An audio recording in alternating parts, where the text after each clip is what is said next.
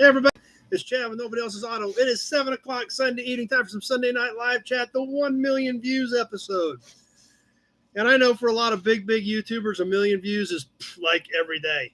But for me, it's kind of a big deal, so we're going to have some fun with it tonight. Now, we'll give everybody a few seconds to get their notifications, and let me make sure it looks like we're connecting on Facebook. As always, we are live on two formats, both Facebook and YouTube. So I'll be keeping an eye on both formats. Who's on with us? Bill Wagman's here. Norma's here. Charles is here. Brandon's on. Jeff Taylor. Bud, Frank. Norma's back. Alan and Stan. So a lot of familiar faces and on already right out of the gate with us tonight.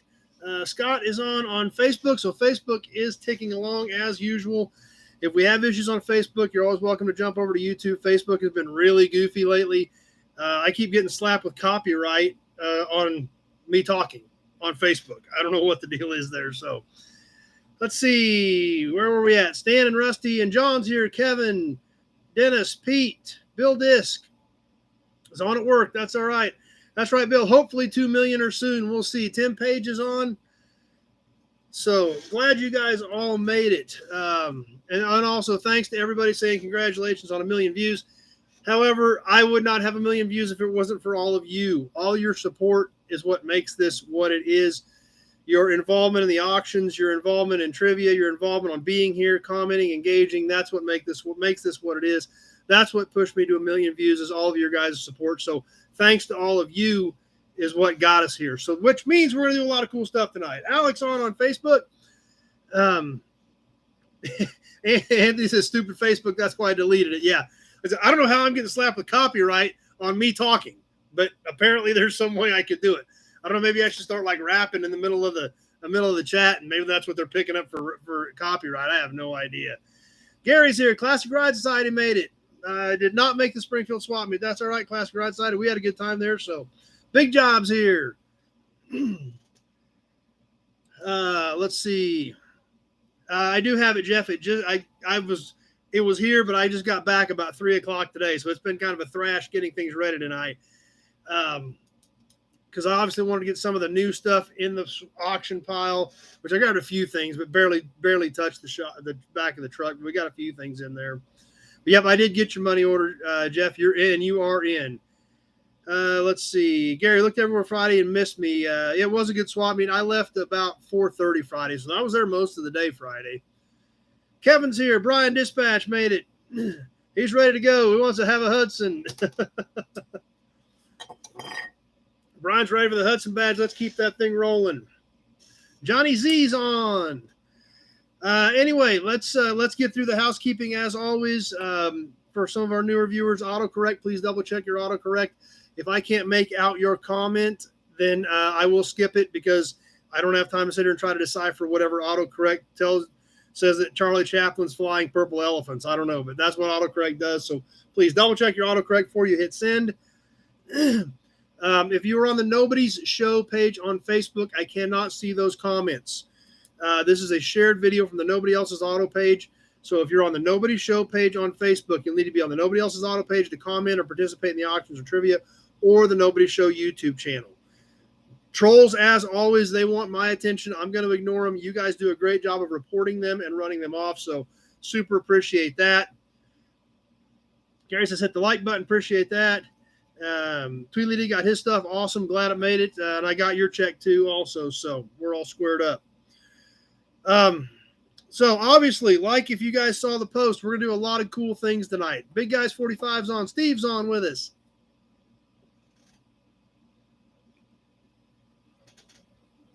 But since it's the 1 million view episode, we're going to do a lot of cool stuff.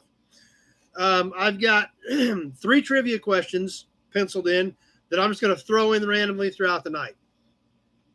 5 times tonight, we're just going to stop and yank a name out of the big Buick oil can for a prize, just for the heck of it.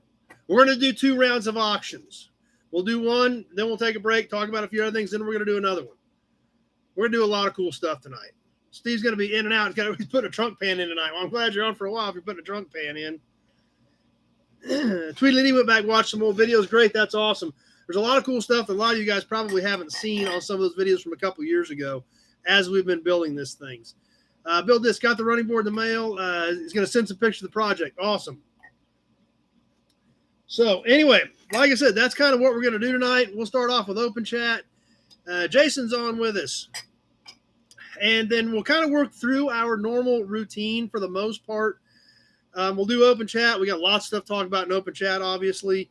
And then we'll probably do a round of auctions. Then we'll do a promo model and do badges and emblems. And then we'll probably do a round of auctions. And then we'll do the magazine. But in between there, we're going to be doing some drawings, yanking some names out of the can, giving some stuff away. Eloy's on. He's putting a trunk pan in, but he's got his earbuds in so he can hear us. So Mick is on with us on Facebook. If you caught the swap meet video Friday night, Mick and the boys rolling in the orange Plymouth camper. So glad you guys made it back, Mick. Great to see you again. Another great thing about swap meet is just seeing your buddies. That's really the only time you see them. So if you missed Mick and the boys in the orange camper, you got to go back and check that thing out. It was great to see those guys as always. Tweety said he saw Brandon sending money when you get paid. Awesome, Brandon. Thanks. Appreciate that. Robert is on his way home. If you're on your way home, Robert, I assume that means you're watching us while you're driving. So I hope the swap meet went well for you as well. Tim loved the Plymouth camper. The Plymouth camper is pretty cool. That's like rolling to the swap meet in style. Rolling in a 76 Plymouth camper. Pete, Springfield looked awesome. It was a good show for sure. Jeff Taylor liked the old camper too. So Mick, everybody's a fan of your camper, but everybody's a fan of the Hudson Badge too. Holy cow, there are piles in here. That's right, Pete, the Hellcat camper. Mick, everybody loves your camper. There's all kinds of comments on the YouTube channel on the camper. So some of you guys see it. Glad you guys were paying attention to the video. But anyway, open chat. Let's talk about what's going on. As always, I'll try to keep up with comments as we're scrolling through here and talk about what's happening. T-shirts. I got the box of T-shirts I've been waiting on for all you guys. Randy says, hit the like button. See y'all later. He's had surgery. His painkillers are knocking out. Well, I'm glad you got on for a few minutes, Randy. But anyway, the T-shirts, I did get the other sizes we've been waiting on. They are all black, XXX and medium. And I think there was one other size. Maybe it was a XXX, XX, and medium or something. I know I've got XXX and medium in that box. And I owed you guys a few of them, and those went out last week as soon as I got them. But some of you guys that were waiting to get some mediums or XXXs, I do have those now, but they are all black. I do still have grays in large and extra large.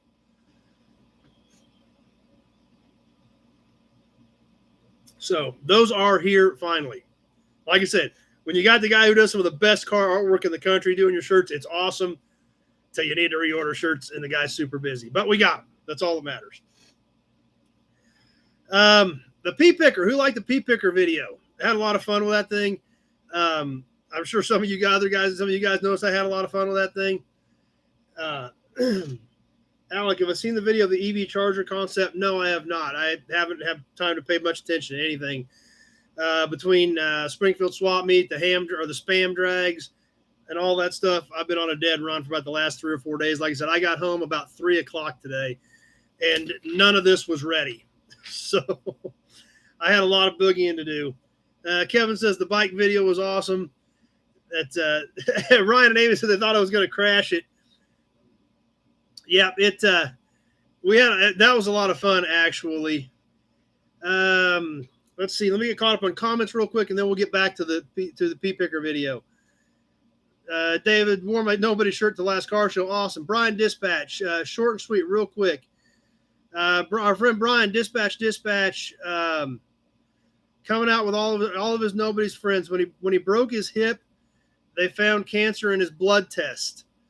So, and I have talked to Brian about that. So Brian is fighting a little bit of cancer. That's why he hasn't been able to stay on with us as late usually, because he's got to get some rest. The doctors are telling him to get rest. Hey, that's fine with me. You get rested up. He's got to come out and get his Buick here one of these days.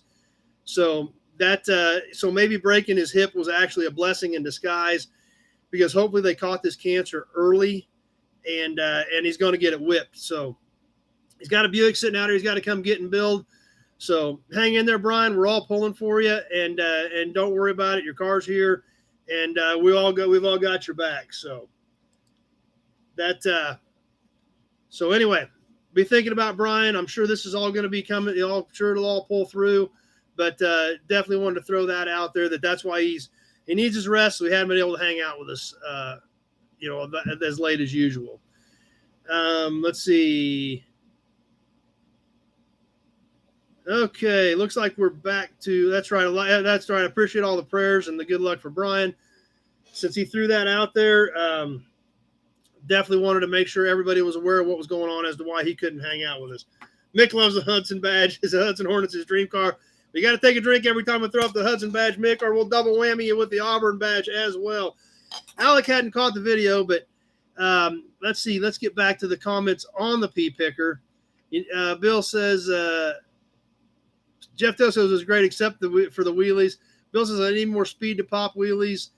I tell you what, that thing is tough to pop wheelies on, and I tried.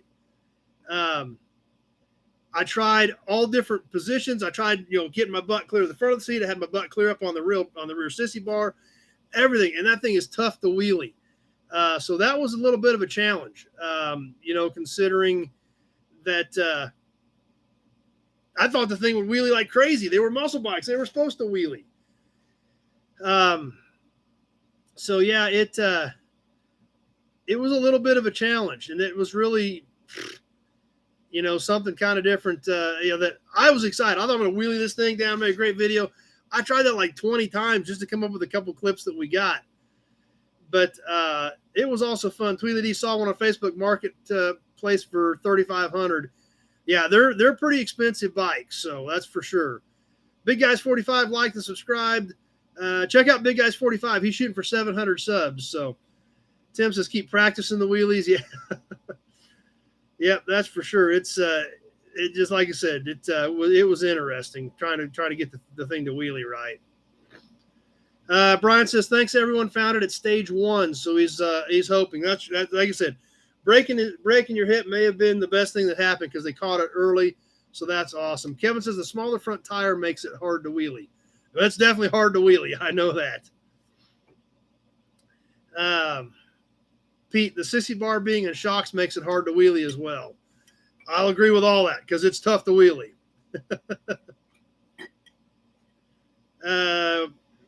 Big Job? Were you one of the kids that could ride around on one wheel? I usually can. I can usually ride wheelies pretty well, but that thing was tricky. And actually, there was somebody made a comment about crashing it. Yeah, my daughter was like, "Don't crash it." Caitlin just jumped on with us on Facebook as well.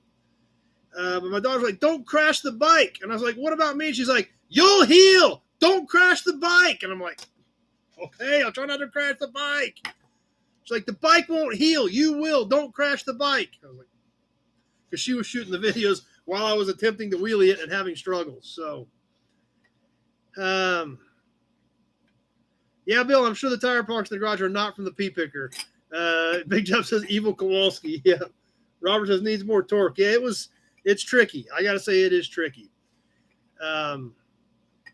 Whose bike is it? It's both of ours. My daughter and I do a lot of this together. We've both been after, an actual legitimate crate bike for a long time. And they're so tough to find.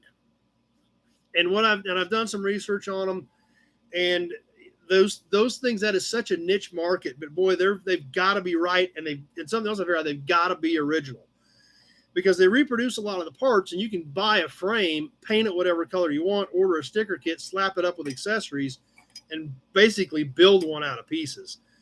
So those crate bikes almost have to be original paint to really pull the money. And the thing about this bike that I didn't even realize at the time was the disc brake is like a big, big deal. I found some forums, and out of all the crate bikes, the apple crate, the lemon peeler, the cotton picker, the pea picker, the gray ghost, I think there may have been the orange crate.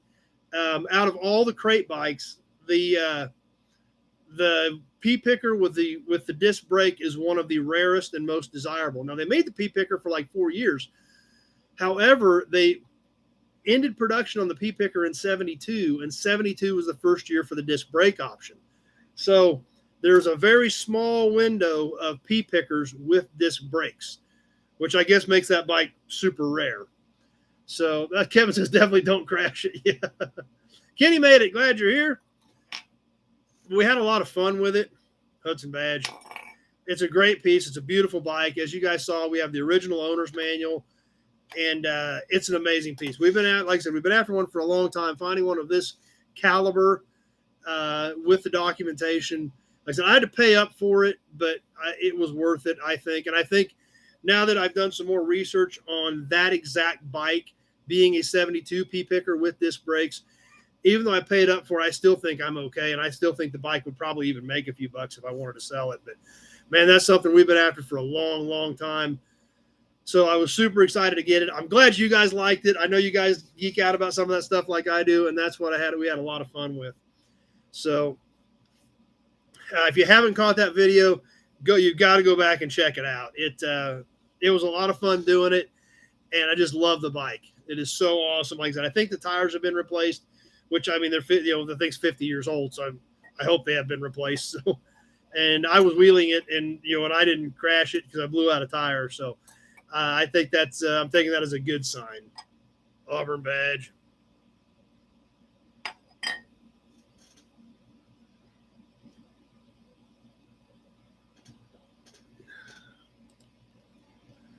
So go back and check it out if you missed it. It's an awesome piece. I had a lot of fun with it. Springfield Swap Meet. We touched on that a little bit already. Jess and I brought you live. We just kind of went out and wandered around a little bit, checked out a couple cool things. Gave Jess a bad time because she deserved it, like usual. Mike from New Waverly, Texas, jumps on with us. So we did that, and then I got the video put together, and I hope, big job. Hang that bike in your shop and backlight it with a green floodlight. Yeah, there we go. Yes, Joe, it does have a speedometer as well. It does have an actual Schwinn speedometer, as well as factory headlight with generator, and had a factory taillight. The taillight's broken. But, yeah, Joe, it does have a Schwinn speedometer on it as well. Brandon, what kind of cans did I get? I got more cans than you can shake a stick at. I guarantee you I had to have gotten 200 cans. I may have 300 cans. There's so many boxes of them. That one tote is like this big and this deep. I got a lot of cans. So I grabbed a couple of them tonight. I unstrapped and moved a couple of header panels around and grabbed a couple of armloads of cans out of the top. But this is just the tip of the iceberg, what we've got tonight. Oh, and not only did I buy a ton of cans, almost all of them are metal. There's a few cardboard ones in there, but they're almost all metal. So, I mean, we've got an epic can collection. I've got the raffle pieces over the next 3 or 4 months are going to blow your guys' minds. The auction pieces that are coming up, because I got stuff that's not just cans. I got Mopar guys. I got one enamel badge. I found one early enamel badge, kind of like our Auburn badge, like our Hudson badge for our Mopar guys. It's epic. It's beautiful, and it's awesome. It's not tonight because I didn't get dug down that far.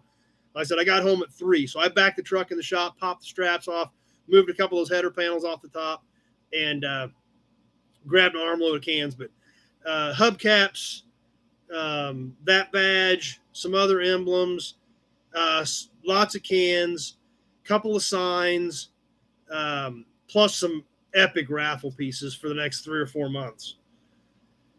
Let's see.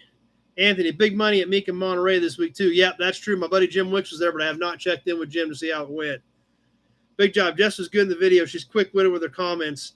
You can't pull one over on her. Yeah, but that's why it's fun doing videos with Jess, because her and I can just go back and forth at each other, and we have a ton of fun doing it. So, but that's why we do it. That's why when Rico and Jess are there, and I'm going to do a live, that's why I always grab Jess, because we have a lot of fun with it. Bill Disc, have not seen Gray Kitty, so I don't know where she's at. She must have wandered off. Have not seen her for 2 or 3 weeks now. But what else did I get at Springfield Swap Meet? I got some signs for my personal collection, which I'm pretty stoked about, that you guys are going to love. I got some awesome signs that I'm keeping for me. But I got some signs I'm going to share with you in the raffle and the sale and auction. So we've got that stuff coming up. Kevin seen any grills to buy. I bought a lot of header panel assemblies, but yeah, that's right, Jeff. Jeff's reminding us about October, shockingly. Jeff, 66 T10 steering wheel and horn ring. Nope, nothing there. Did not get anything on that. And I do not have anything in stock on that either for 66 T10 with a horn ring. But like I said, I bought 8081 Malibu loaded header panel. What else did I buy? Oh, somebody had stripped like an 83 or 84 Regal. So I got that header panel, bucket seats, console, all kinds of Regal parts. For you other G body guys, Monte Carlo guys, I got it from Mick, actually my buddy Mick, 87, early 88, the Euro style header panel for a Monte Carlo. Year and a half, like only deal with the composite headlights on a G body Monte Carlo. I got one of those header panels with headlights. Let's see, Brian Dispatch, awesome father-daughter connection. Yeah, my daughter got to go. That's always fun. John, everyone check your packages from Chad. Great Kitty may have gotten one, true.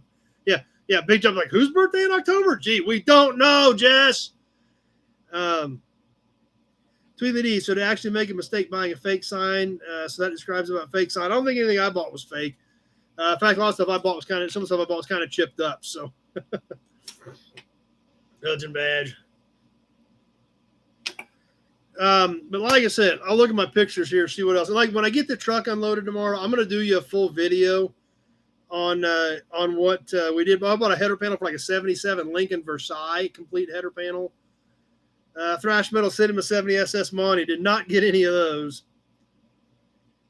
I got some cool cans for me too, which we'll be checking out on Toy Tuesdays. Oh, another 5960 Chevy dash, a whole cutout dash assembly for 5960 Chevrolet, those, car.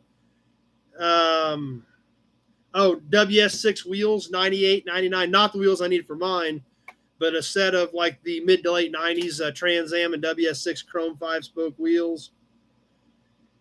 Obviously tons and tons of cans, 54 Buick headlight bezel, Skelly sign for me, whistle soda pop sign for me. Lots of cool stuff. We'll be sharing that all with you. And like I said, I'll do a video once I get everything unloaded, and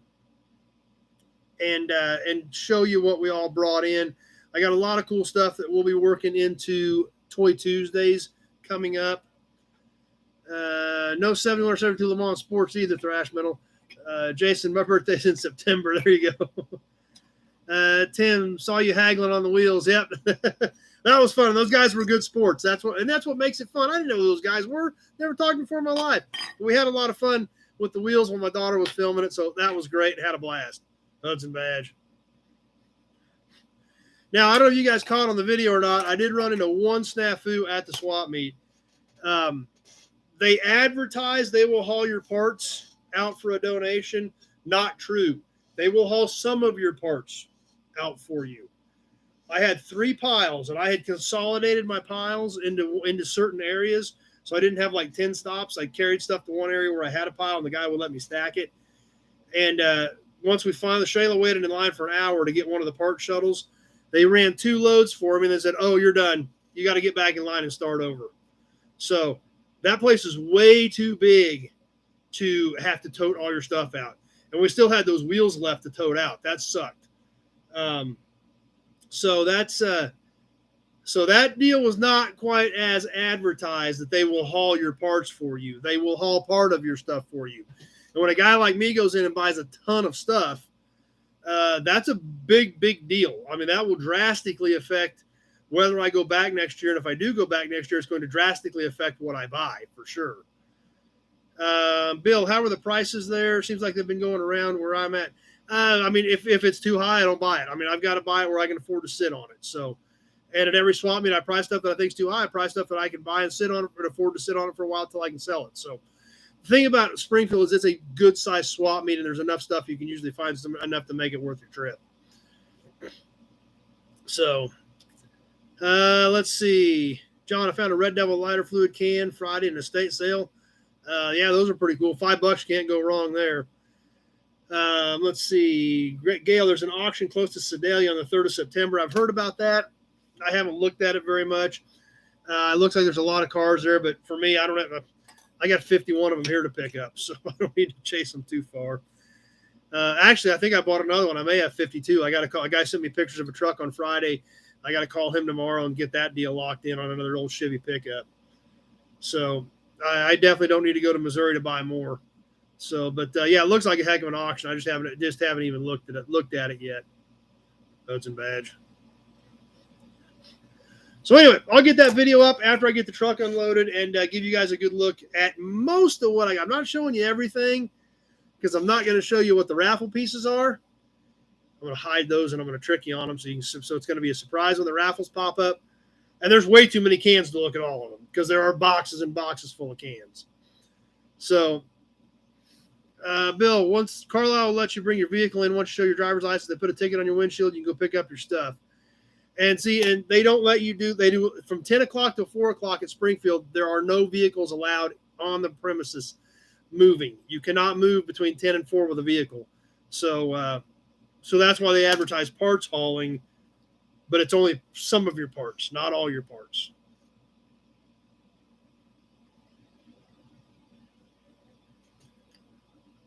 So when that's right, Ozark Fox Springfield is hot and it is all uphill. It is a lot of uphill and downhill there. That is no doubt.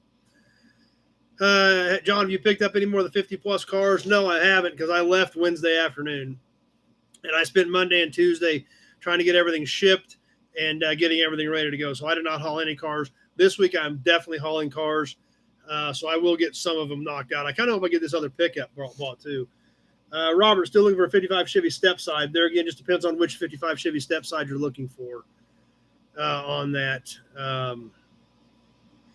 So we finished up the Springfield swap meet. Oh, and we got there at 10:30 Thursday morning. They hadn't even opened the gates yet. And I worked it Thursday afternoon, and then we worked it most of Friday and got out of there about 4:30 on Friday. Between 10:30 Thursday morning and 4:30 Friday afternoon, and this is just on my phone, on the little heart button on your phone, the little health button, which I'm sure isn't completely accurate, but I mean, it's got to be somewhat fairly accurate because the way they track things, I mean, they got it, they're putting it on there. It's got to be somewhat fairly accurate. I showed over 40,000 steps and 15.6 miles walked between 10:30 Thursday morning and 4:30 Friday afternoon. I walked 15.6 miles and over 40,000 steps. I was whipped. My feet hurt. My legs hurt. About everything under my ears hurt after that. But that's what happens at a swap meet. So yeah, Ozark Fox's comment of hot and all uphill is pretty much dead on. Let's see. Big job. Maybe you need a golf cart, Johnny, for your swap meet to the custom flatbed. Yeah. Yeah. And well, we got Dad's for when he goes since he can't walk that well. But let's see. Thrash Metal says Red Devil has a page with the history about that can. That'd be cool for that guy, for the can you just found. Rico and Jess are here. Had to catch up on some chores. They got back from Springfield about 3 o'clock today, so they are on with us. Bill Carlisle has the same policy, so that's right, Norm. It was a ton of walking. Kenny, like the videos from the swap meet and the drag races. Good stuff. Awesome. That's right, Big John. We need some new shoes. Actually, I had to put my boots on. I was wearing my sneakers to start with, and I started getting a blister, so I went to my boots, and they were okay. So Jess said, yeah, she had over 17,000 steps in one day. So that's right. I was limping. I was starting to limp pretty good. Did my wallet hurt too? Yeah, I put a pretty good dent in my wallet. And that's, that was the frustrating thing about the parts hauling deal. When I go to a deal like that, I do spend a pretty decent chunk of change. And if I don't have a way to get stuff out of there, then I'm not going to go there and spend a big chunk of change. So Bill says, hi, Jess. Sorry you had to put up with Chad. So, yeah, that's true. So then anyway, obviously, if you guys any of you caught the live from yesterday, then we headed over to Asbury, Missouri, to the Smokin' Mo-Can Dragway, which is right near Pittsburgh, Kansas, which is actually where I went to school. So I'm fairly familiar with Mo-Can. We went out there a lot when I was in college, raced there a few times while I was in college. And so I'm fairly familiar with the track. It is a smaller track. It's been there since I think it was 1962. I think this is their 60th anniversary uh, year out there right now. That's right, big job, auction time. Time to fill it back up. Yep, that's why we're gonna have 2 sessions of auctions today. I need some more money. No, but actually, we're gonna do 2 sections of auctions because it's a lot of fun, and it's the 1,000th view episode, so that's part of the special part about it. But the spam drags, it wasn't a huge deal. They were formerly known as the ham drags, the hokey ass message board from the Jalopy Journal. I think in 2020, due to COVID, they canceled the ham drags.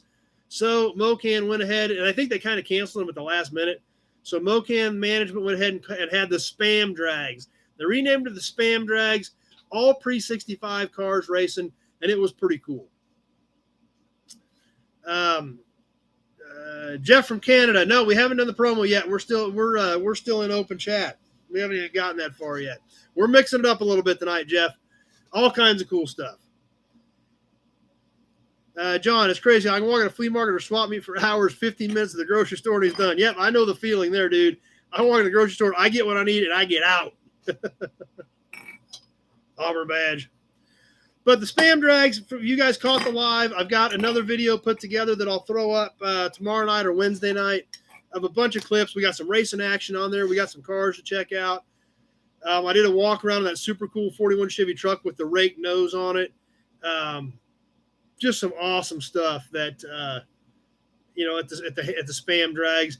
Like I mentioned on the video, very, very few enclosed trailers. There were a few there, but very few. A lot of this stuff was open trailer. A lot of them were pulling them with station wagons. I seen one of the dragsters going through town on the road today. Literally, there's a yellow and white 55 Ford station wagon, and the little digger was on a trailer behind the 55 Ford wagon, pulling out of town, hitting the highway. So they run. I mean, that's literally what they do. That's what made it so awesome. So the everything about it was cool. Like I said, even though it wasn't a huge deal, it's not as big since the Jalopy Journal isn't behind it anymore, but it's still a super cool deal. And it's just so neat seeing that stuff. There was that front engine digger painted up red, white, and blue with a 62 Bel Air wagon push car. It was, just like it would have been back in 1964, man.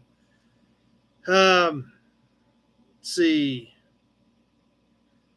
Steve said that's his plan. Steve wants to get the 62 wagon from me, and he's going to use it to pull his 62 to the drag. So that would be super cool. Big Job liked them too. But like I said, I've got a bunch of clips that I shot. I got them all stitched together last night. I got about, I think it's like 9 minutes of clips.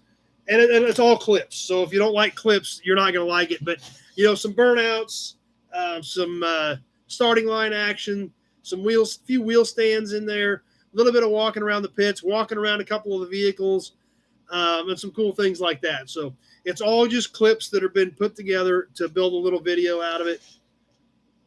So that's kind of what it amounts to. But like I said, there was so much cool stuff there. Well worth checking out. I'm glad we stopped for a while. We just hung out for a couple hours, but it was cool to see it. I'm glad we did. Glad you guys enjoyed it. I know the live was a little rough because of all the noise, but hey, we're doing a live from the drags. So, you got to kind of deal with some of that. John said he could smell the pits. Yep. I'm sure you probably could. So that video is coming up, and it was cool, and I'm glad we did it. But anyway, Big Job says, let's go for 2 million views. I am all down for that.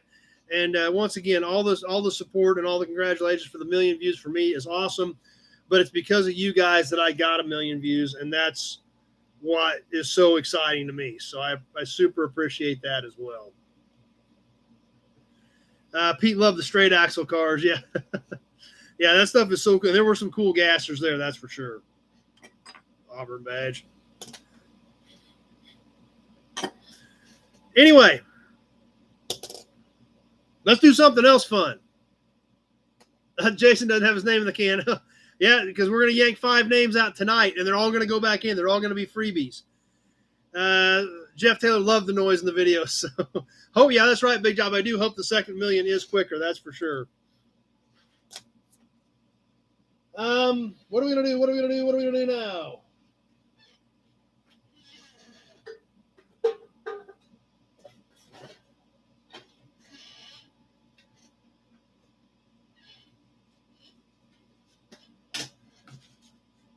What should we do? How about this? How about the big Buick oil can? Yes, let's yank a name out here and give something away.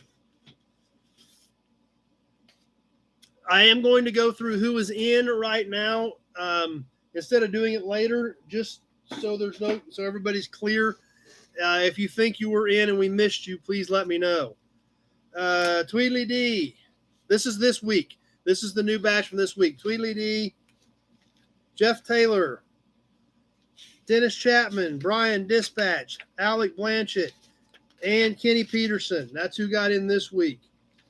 And please remember, as I go through these weekly packets, you're going to hear some of these names every week because a lot of guys round up their auction purchases and throw $3, $5, $10, whatever on to go into the can. Norma's in, Tweedly D, Bill Disk, Charles Fitz, Lee Card, Alec Blanchett, Mike Barger, Big Job, Ron Walensky, and Zach Thompson. And the first week of this one, Damian Derry, Zach Thompson, and Bill Disk. So those are the names that are in there.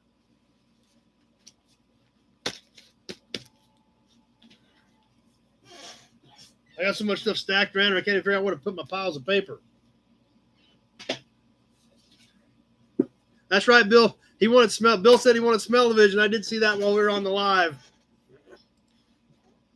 Let's start off with the first drawing tonight. We're going to give away another one of these Texaco Haviland cans. This is a metal can.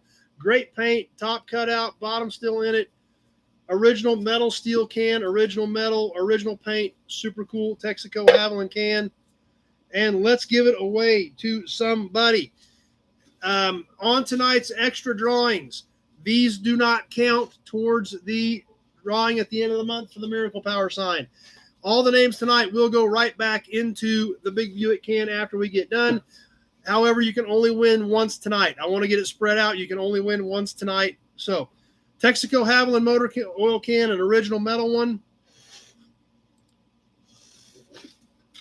And let's see what we've got here. Got all these names in here. Except I'm dropping a couple of them. We got to get these back in here real quick. I dropped 3 of them. I don't want to let short anybody. The Texaco can is going to. I got one name. I got her narrowed down to one. And it is Tweedly D. So I got Tweedly D on the Texaco can.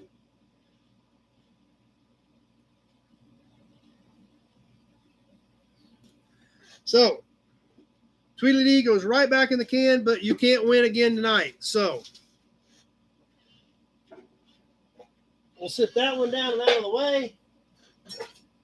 And we'll grab another can. Why are we going to grab another can? Because let's play the first section of trivia.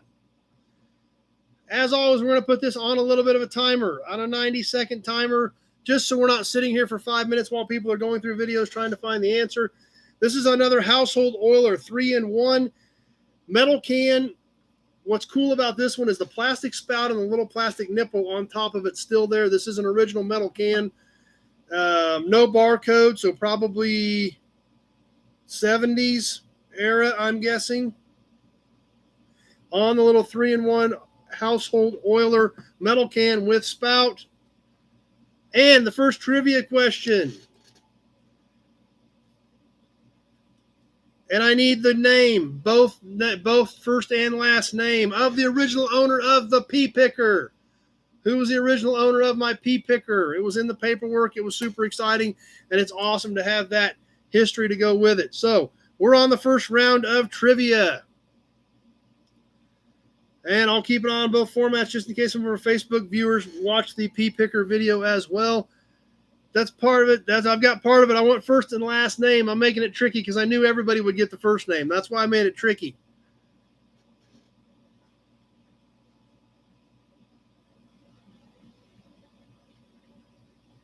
Nope, it was not Tom Cruise, unfortunately, because then it probably worth a fortune if it was Tom Cruise's bike. But we're keeping an eye out. Lots of guesses coming in, but nobody's right yet. So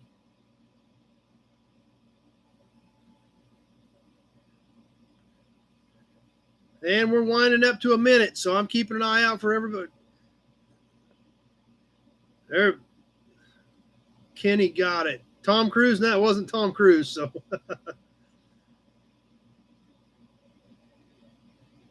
I'm keeping an eye out on things. Jason's got a great guess, Jack Daniels. That's a pretty good guess. So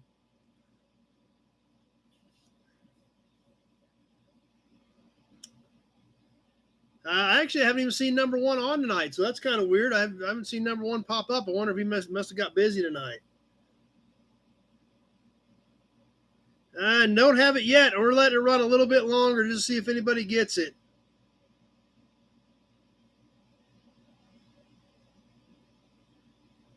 I like Eloy's answer too. Wild turkey. It ain't right, but it's a great answer.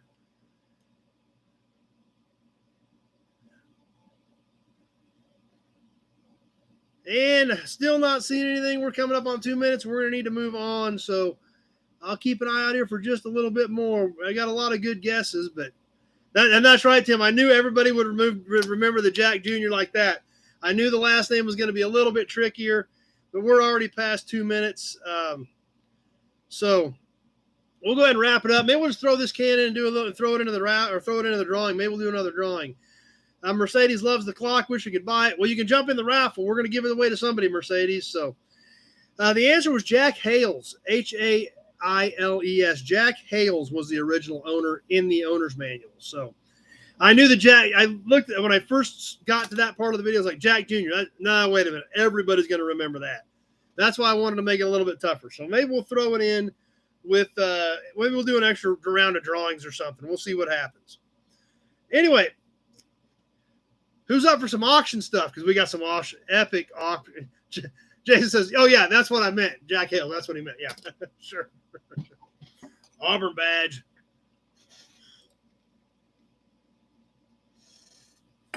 Kevin says, let's go. Let's go. What do we want to auction? We're going to do 2 rounds. We're going to do a round of auctions now. Then we're going to do the badges and the emblems and the promo. And then we're going to do another round of auctions.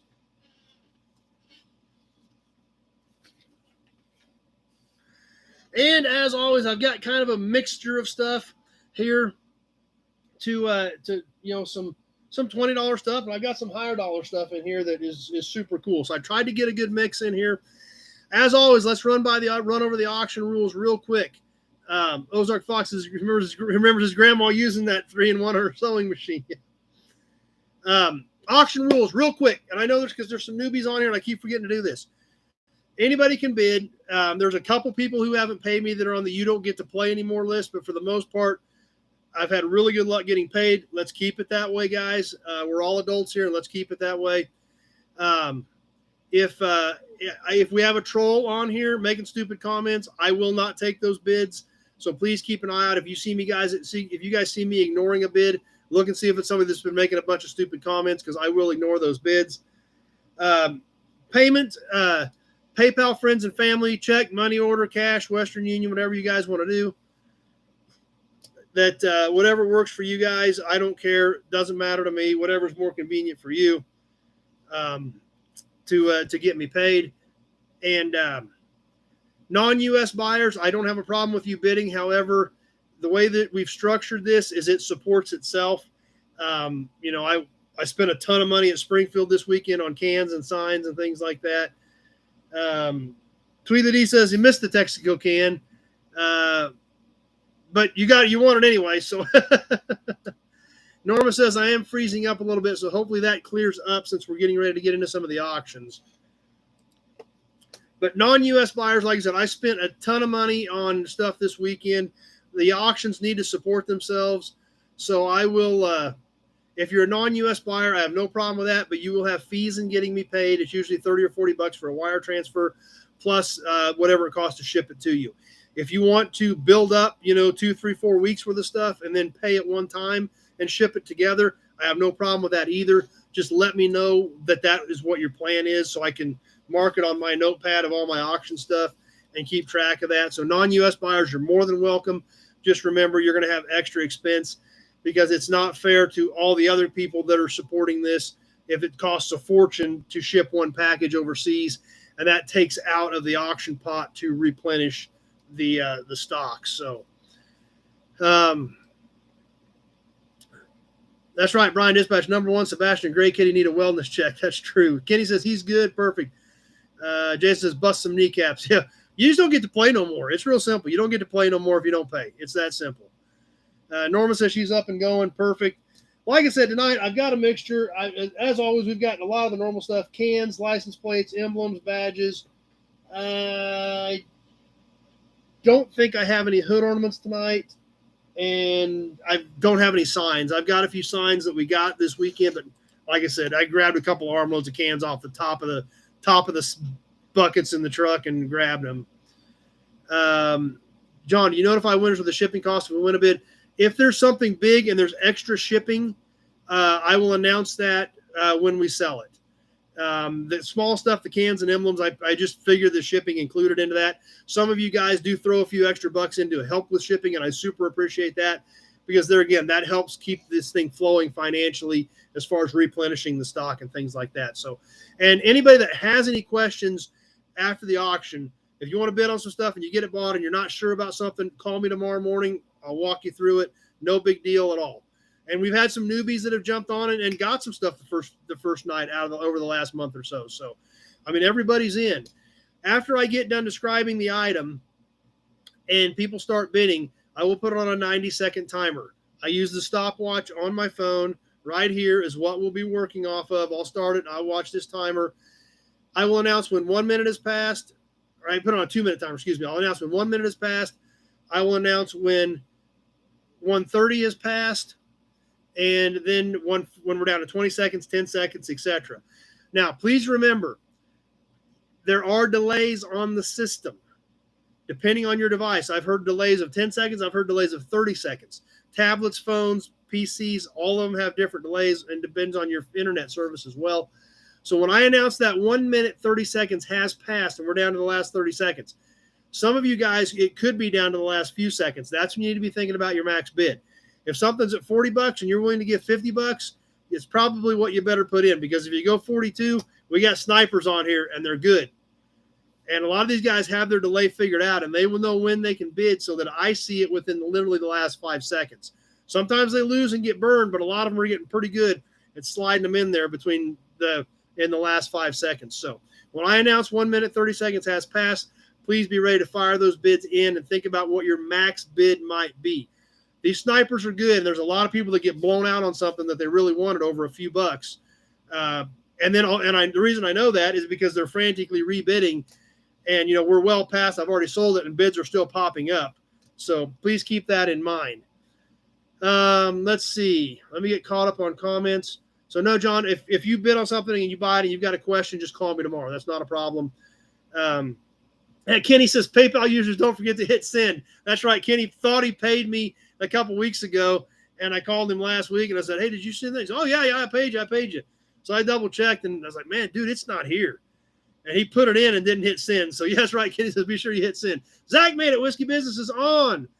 I was worried he wouldn't tonight due to a birthday party, but you're perfect. You're just in time, Zach. We're just getting ready to start the first round of auctions. Yes, we're doing 2 rounds. Big Job says we are the justice system if they're not going to pay. That's right. Brandon said they messed up his paycheck or he would have paid. No problem. And see, that's another thing. I think that was from 2 weeks ago, as a matter of fact, that Brandon had something. And you know what? If you get on here and say, "Hey, they screwed up my check, I'll have it this week," zero problem with that. I have no problem with that, guys. Just let me know what's going on. I log all of this stuff. I can put a little note right here on your line that it's coming next week. No problem with that whatsoever. Just call me and let me know what's up, and we have no issues with that whatsoever. That's right. Bill says, everybody send me a blank check. That's even better. So let's see. Jason says he sent me a rubber one. Yeah.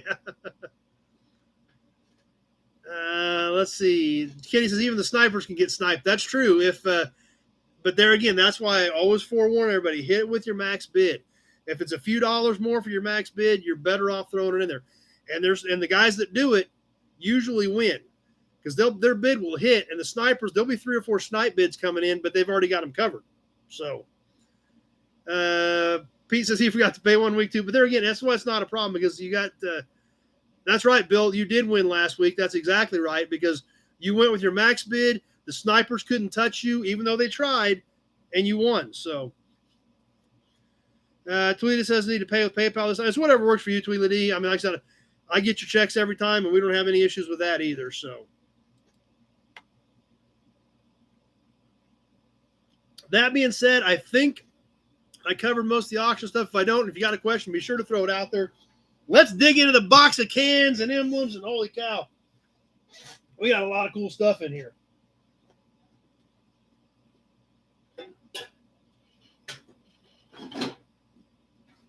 Oh, I got hubcaps tonight, too. I got a couple of hubcaps, and they're cool hubcaps. Let's start off with something kind of basic. Old school toys. There is one toy. Tweedledee wants toys. I got one toy in here, too. Yeah, there's one toy in the box. Alex, like that comment. Snipers get sniped. Yep, that happens, too. Zach likes hubcaps. Perfect. Let's start off with kind of a basic can. Not a super high dollar can, but let's get everybody rolling tonight. And we've sold some similar to this before. This is a pretty decent can. It's metal, painted, original cap and everything. On the Atlas polishing cloth can. Probably, I don't know, 60s, 50s maybe. Atlas polishing cloth, silicone added, wax treated, cleans, dusts, polishes. Directions for best results: use the cloth folded. When one part becomes dirty, fold it under. The cloth absorbs dust and dirt without injury to the finest finish on automobiles, furniture, or woodwork. It cleans and polishes at the same time. Dirt will not affect it. The oftener used, the better the luster. Removes grease and rain spots, and dry mud. Will last for months under daily use. When cloth becomes sufficiently oily, it may be washed in lukewarm water and mild soap. Do not use on wet surfaces. Keep in container when not in use. The Atlas Supply Company, made in the USA, right there. Old School's kicking us off at $10. This is original cap for automobiles and furniture.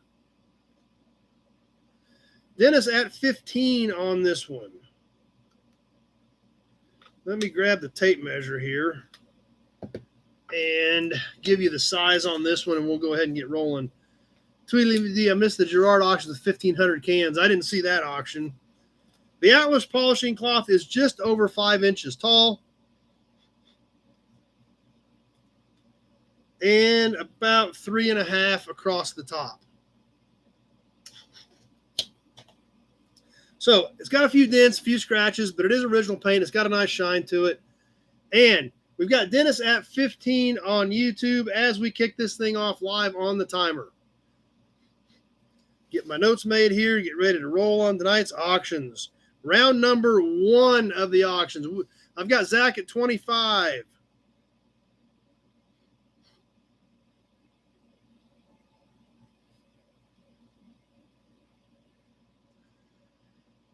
And get my notes caught up here so we're ready to go, so I can keep track of all this stuff. We're going to sell a bunch of stuff tonight. We're going to give a bunch of stuff away tonight, and we're going to have a lot of fun doing it, and that's what's important. So 30 seconds is gone. Please remember, once I tell you a minute, 30 seconds is gone, be thinking about your max bid. Kenny, hard to find anything that says made in the USA anymore. That's for sure. So you know it's almost it's made in the USA on it still. I'll show you that on the back where it does say made in the USA.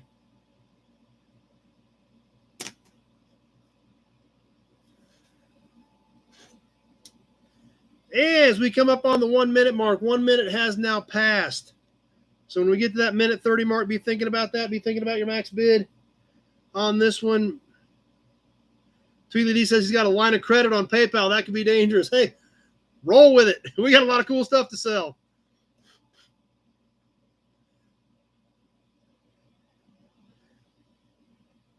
Big job. My grandma used to keep her cash in a tin like that. Oh, speaking of which, this cloth is actually still in here. It's dirty, but the cloth is included in this. Forgot to show you that. 1 minute, 30 seconds has passed. We are on the back side of this. Be thinking about those maximum bids. 1:30 has passed. I've got Zach Whiskey at 25. 20 seconds to go. 15. Whiskey Business at 25. 10. 5. Whiskey Business at 25 on the polishing cloth can. And that does it.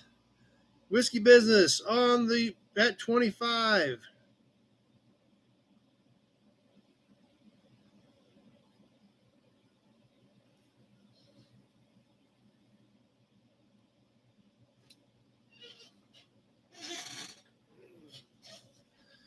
So awesome. Let's see. Old school guns and modern crappy cars are made in the USA. No.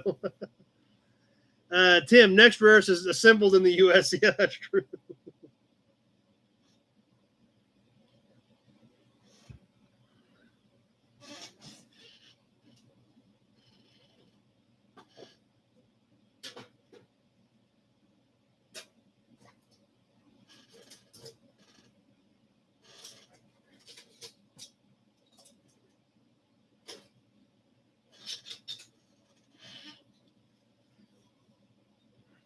All right, I got a kind of a cool piece here. Actually, this has been laying in the box for several weeks, and I keep forgetting to grab it.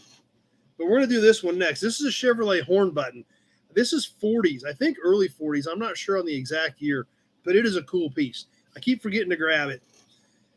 Beautiful chrome. It's got a little bit of surface rust on it, big wings on it. Let's check this thing out. For our Chevrolet fans, check this beauty out.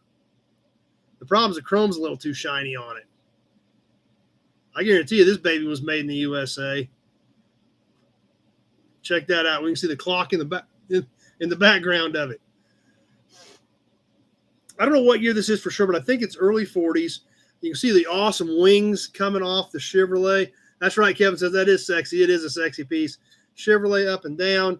This is basically a flat mount deal. There's a clip in here, but this clip is removable. You could take this clip out if you wanted this thing to lay flat. You'll put a piece of double-sided tape around the outside edge, and stick it onto your toolbox or on your bar or whatever. Kenny's kicking us off at 30. Mercedes says that thing's beautiful. It is. Old school. I scored a 41 Singer featherweight sewing machine for $40 in the state sale. That sounds cool. Eloy says it's different than his 41 Chevy. So I don't know if this is 40 or 42, but Eloy says it's a little different than his 40. So Brandon's in at 40 on the horn button. I don't know if you guys get the close-up on Facebook and YouTube. Try to give both cameras a good shot at it. Like I said, it's got a little bit of surface rust. You can kind of see the little specks in there, but overall it looks great. It is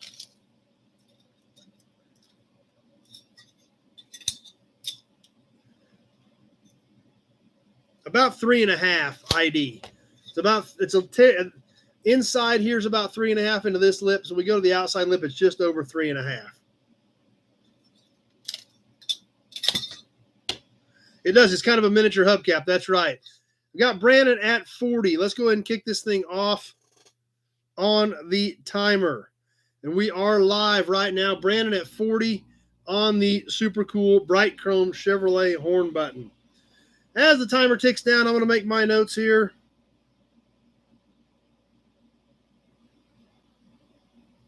Brian Dispatch at 50.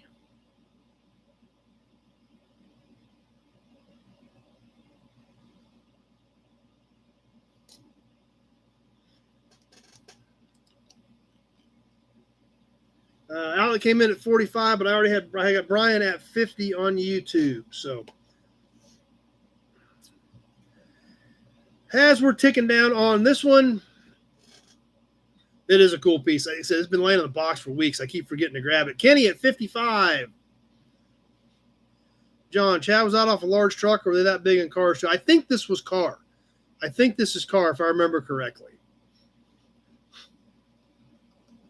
And 1 minute has now passed. We are on the back side of this one. I will announce at 1:30. When I get to 1:30, please be remembering you are probably about at the end. X-Ray Dean made it here. Actually, you're a little bit late, but you've only missed 2 items. Not sure on the year, Kenny.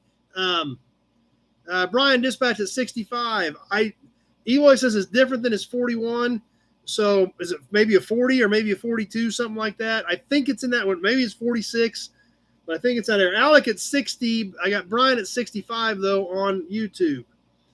1 minute, 30 seconds has passed. Be thinking about those maximum bids. Brian Dispatch 65. 20 seconds to go. 15. Brian at 65 is my high bidder. 10 seconds.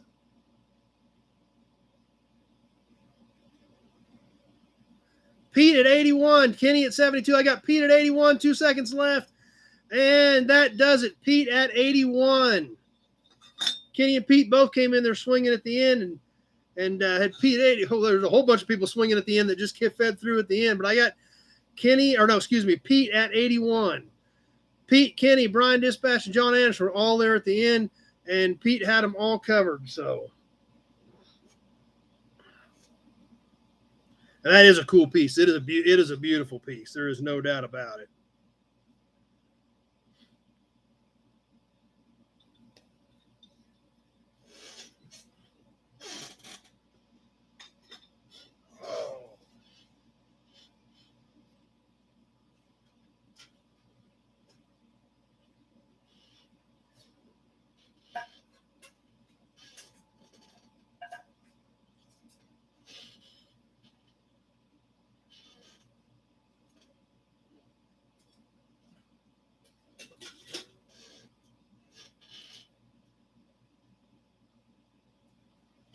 Let's do a couple more badges.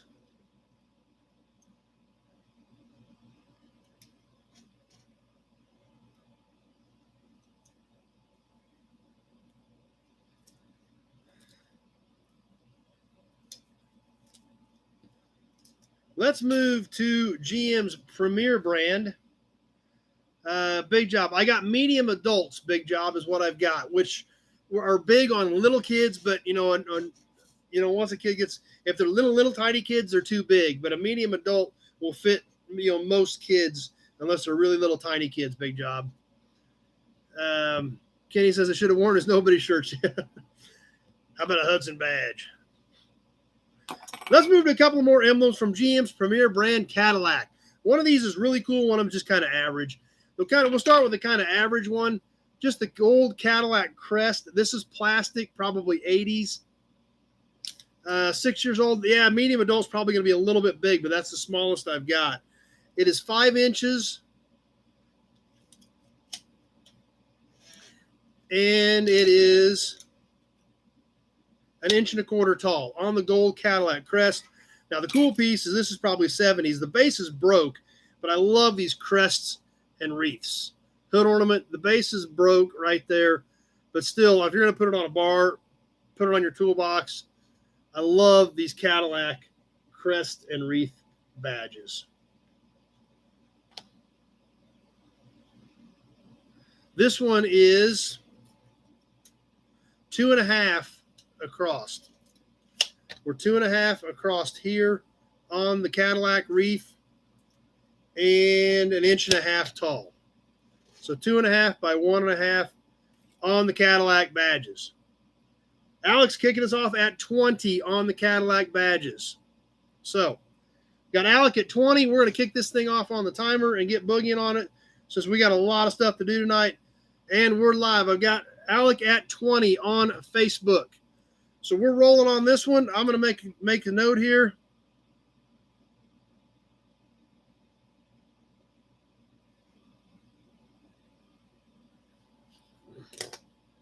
Jason used to have a Newell stock Cadillac hood on it like that. Yeah, I love these crests and wreaths. I think they really stand out, and they're cool pieces. So this one, it's plastic. It's not that big a deal, but it is flat. Put some double-sided tape on it, stick it anywhere.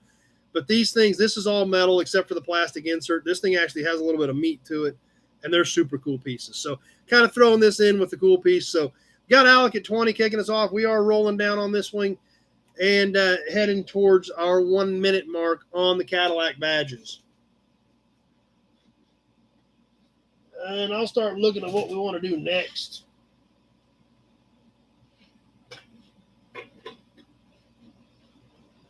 One minute has now passed. I've got Alec at 20 on the pair on these.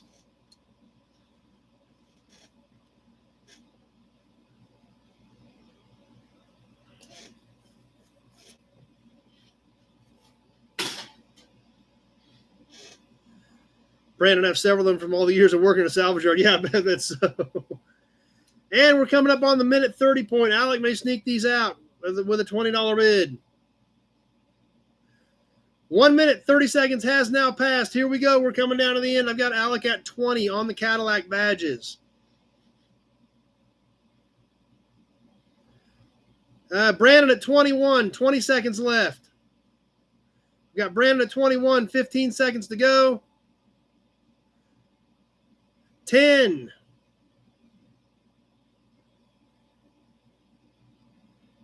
5. We're just about ready to wrap this one up. I've got Brandon at 21 on the pair. And that does it. Brandon at 21.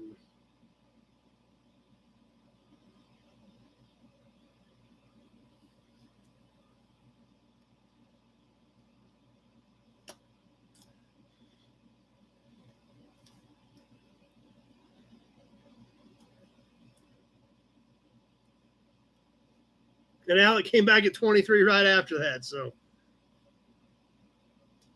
also, have ever lost money on an auction sale item? No, because that's if we get into some bigger ticket stuff. Most of the stuff I buy in bulk and it averages out. So, but some of the bigger ticket stuff, that's why I put a reserve on some of it. If I've got too much money in it, I've at least got to break out of it, because that doesn't keep the auctions flowing if I'm losing money on them. Brandon, send in Wednesday. Perfect. Thanks, Ben. Appreciate it. All right. Let's move on to some more cans. We've done one of these in the past, but it was a little bit different than this, and I love these cans. I do. But this is a little different than what we typically see on these cans. This is a Motorcraft. This is actually a Motorcraft Tune-Up Can. Now, we've done one or two of these in the past. I'm sure this kind probably looks familiar to some of you. However, most of these cans, most of these tune-up kits that I've seen over the years are cardboard. This one's all metal. Metal seam. The top is there but broken. It is empty. There's nothing left in it. But the lid is there. This actually is dated on the back. 1966. Electrical tune-up kit contains one set of auto light spark plugs, one Motorcraft point set, one condenser, one feeler gauge, one cam lubricant packet, one instruction sheet. So, what's great about these tune-up cans, no, that's 1966 is what this is. And what's great about these tune-up cans is the friggin' GT40 on the front of them in action. Alex says he's got one with a plastic spark plug tray. Yeah, I've seen those too. But this one is all metal seam on it. Jeff Taylor's kicking us off at 20 on this one, but the date is right back here. If you guys can make it out, 1966, right here on the back. So we know exactly what year this one is and what we're doing with it. John says that's an iconic image. Yeah, it absolutely is. So these are cool pieces, absolutely. I've got Jeff Taylor at 20. Let's go ahead and kick this thing off. Let me give you the dimensions real quick because it's a little bit smaller can. 4 3/8 tall and about 4 inches across, basically like a regular oil can. So, all right, let's kick this thing off. We are live on the timer. I've got Jeff Taylor at 20. Like I said, this one is all metal, not like a lot of the ones that you do see that are cardboard cans.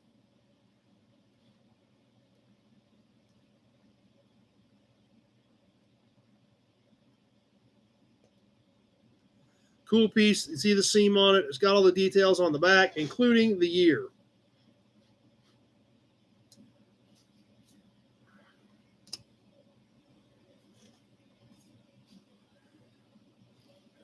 Tweety D says that matches 7-Up crate being 1966. Yeah.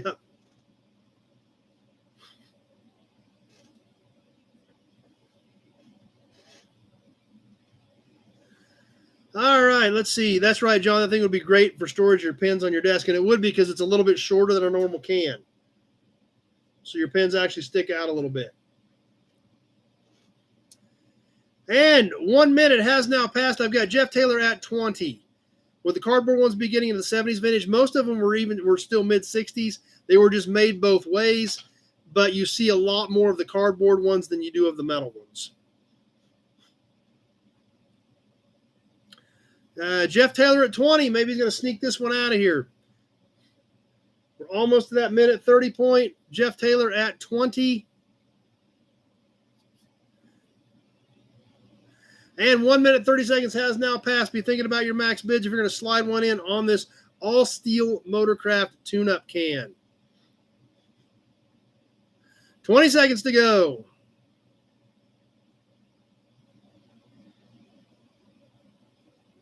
15. Getting ready to wrap this up. Bill Disk at 26. 10 seconds to go. 5 seconds. Jeff Taylor, 27. And that does it. Jeff Taylor came back at 27. Snuck that one out right at the very end.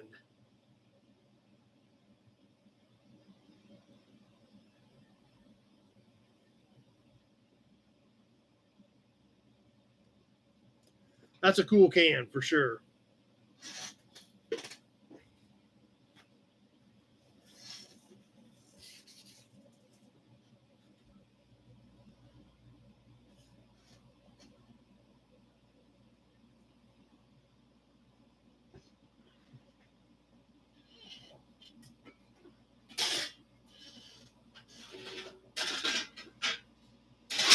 Got time for a license plate, don't you think?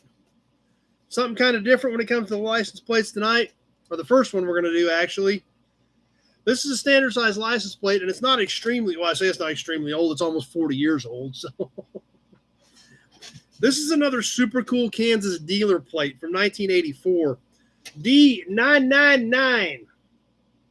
Kind of a unique number.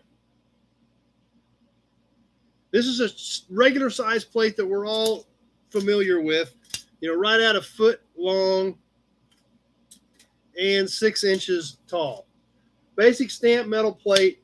Tweedledee's kicking us off at 30. It's just super unique, being 999 all the way across the board. It is a white background with black letters and numbers on this Kansas dealer plate. So that's what makes this unique. It is a D tag. So this was issued to a dealer, whoever dealer 999 was, and apparently Joe worked for him at that time. Back's nice and clean, good piece, pretty flat, ain't twisted up or beat up or bent up or anything. But there we go, 1984 Kansas 999 AA. We are live. I've got Tweedledee at 30. No, this is not my dealer plate. I was 10 years old. I don't think they'd issue a dealer's license to somebody who was 10 years old. So.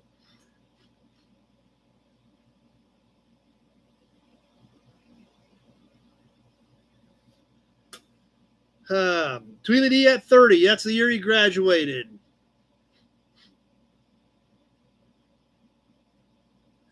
And I've got Alec at 32.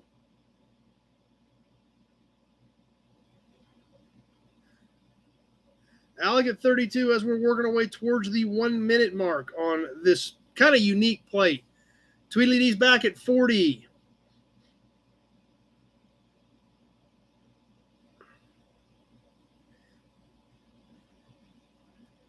As we're coming up on the 1 minute mark, 1 minute has now passed. We're on the backside on this one. I've got Tweedledee at 40.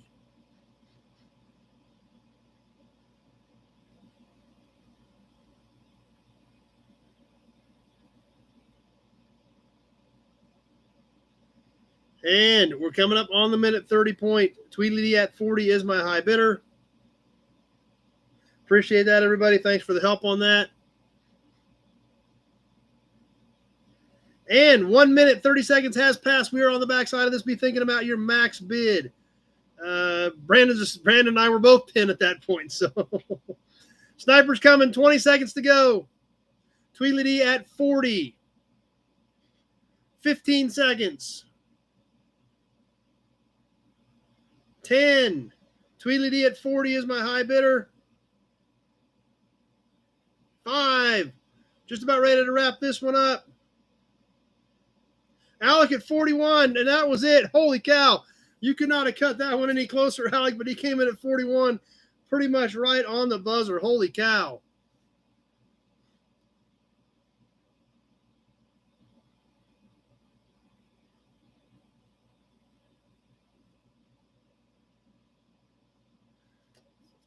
It's a good thing you didn't wait like a split second longer, Alec, because that was as tight as it could have got. That's why Tweety said snipers are coming, that's for sure. And they were out there waiting. But that is kind of a cool numbered plate, so.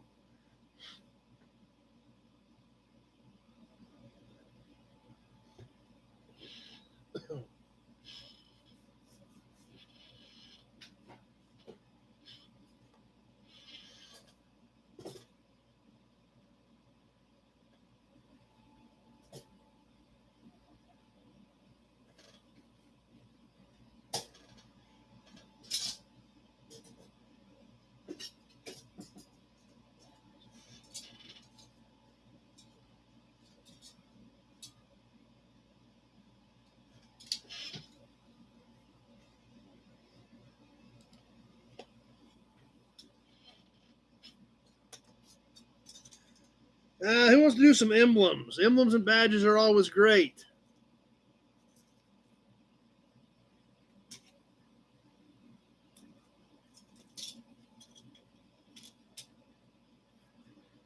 We're going to do a mixture of Ford stuff this time.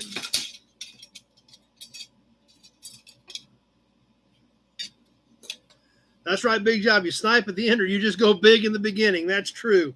How about an Auburn badge? Everybody's going to go big. We got a Ford badge bundle ready to go. We're going to start off with a Falcon. I think Big Job got the last one of these. Here's the other one. He works for Ford. 62 Falcon, the big long gold bird off of a Falcon. This is a pretty good size piece. It is 14 inches long. The bird is the top of the wingspan, almost 3.5. Almost 3.5 to here. It's got a couple little whammos in it. It is pretty much flat. It is stud mount, so you could put this on a bar toolbox or whatever. Any of that type of stuff. So there's the first one. The second one is a front fender badge, or front fender ornament. It's like a miniature hood ornament off of a 63. I always thought these were kind of cool. One on each fender. It's got the big Ford star up towards the front. This is a curved piece to fit the curvature of the fender. Stud mount. Nice chrome. Kind of a cool piece. The third piece is a Fairlane badge off of like a mid-50s. I think this went on the nose. It is kind of got an angle or a curve to it, kind of a V shape. Nice chrome, bright shiny chrome on it, not pitted up, not busted up. It's got a couple of broken studs, but other than that, pretty cool piece. So anyway, let's sell the Ford badge bundle. 55, 6, 7, something like that, 62, 63. Where's our Ford guys at? Alex is going to kick us off at 15 on the Ford badge bundle. We got Alec at 15 and we're rolling. So let's kick this thing off and get boogieing.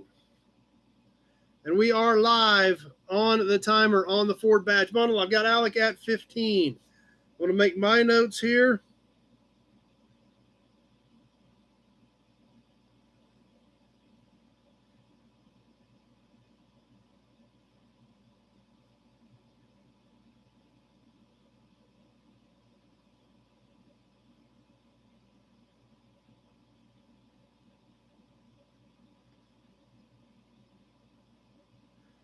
And let's see. I got all kinds of stuff coming in. I got Tweedledee at 30 right now is my high bidder. Tweedledee at 30.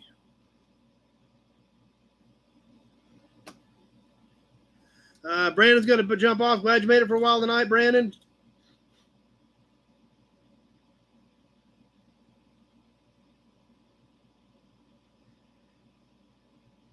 And 1 minute has now passed. I've got Tweedledee at 30.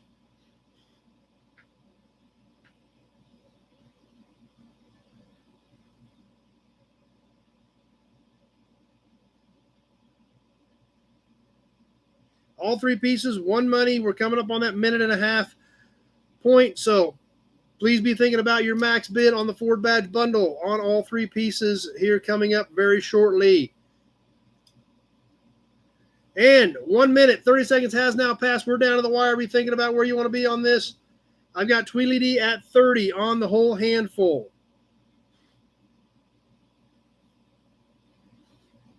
20 seconds to go. Tweedledee at 30. 15. 10. 5.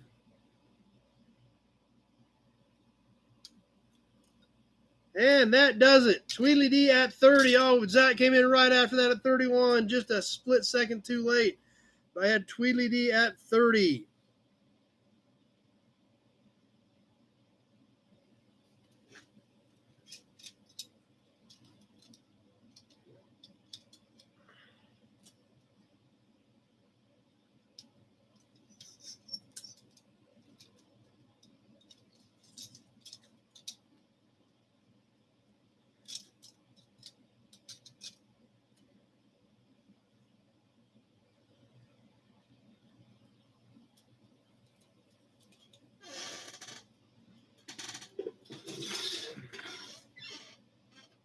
Time for another cool can. We're going to squeeze a few cans in here because we got some awesome cans.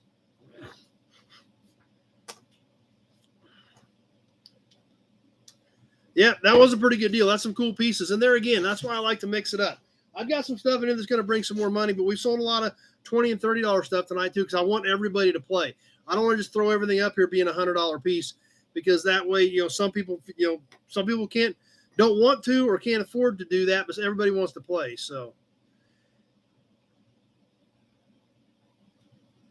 it's tough to hold the timer up while I'm watching and trying to keep track of bids because if I'm trying to hold the timer here and trying to watch bids on both sides and hold the stuff up, it's almost impossible to do. But the next piece we're going to check out is an awesome all-metal oil can. This is new. I will drain it from the bottom just because we can't really ship it with oil in it. Beautiful Texaco all-steel original motor oil can. We've done some of the blue and white ones. We haven't done a red and white one. If we have, it was a long time ago. This is brand new. It hasn't been punched at the top. It hasn't been punched at the bottom. It's kind of similar to some of the blue ones that we've done. Zach's already in at 15. He's not met. Jason's already in at 30. Holy cow. We've got a little bit of chipping down here along the bottom, a little bit of chipping along the top. We've got red and green on the Texaco. On the back, Texaco motor oil heavy duty. This heavy duty motor oil protects engines against wear and corrosion, keeps engines clean and lubricated, has the Texaco company information on the back. It was SAE 2020 on the top. And I've got Jason at 30. I've got David W. at 35. So, beautiful can. A little bit of chipping, but beautiful can. Like I said, I will drain it. It is all metal. It has kind of a metal crimp seam over here. They actually painted this seam. They didn't leave it bare like a lot of metal cans, but this is an all metal, all original steel can on this Texaco red, white, and green motor oil can. I've got David W. at 35. Let's go ahead and kick this thing off. Old School at 40 as we kick it off on the timer.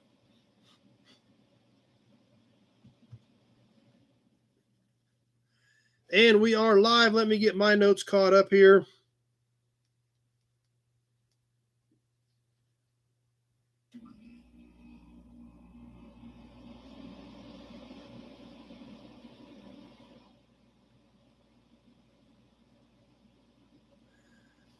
Logo, both sides. No, logo's only here.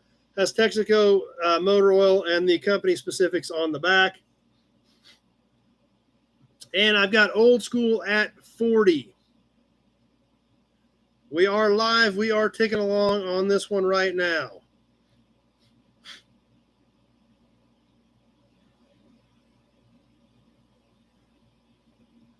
Beautiful can, definitely a cool piece to add to your collection, and all original, all metal original paint can. As we pass the 1 minute point.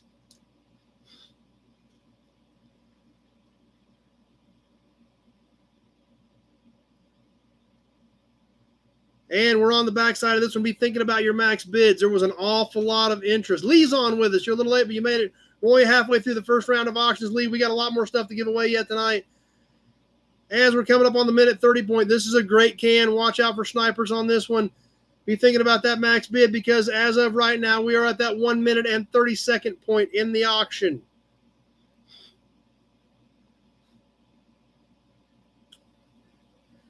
$20 seconds to go. Zach at 41, 15 seconds. 10. Pete at 46. 5.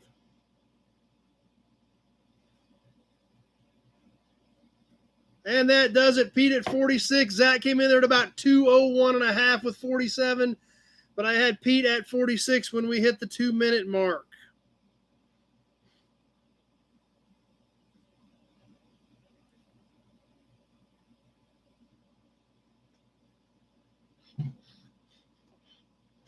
Like I said, we got a lot of super cool cans like this coming up. So,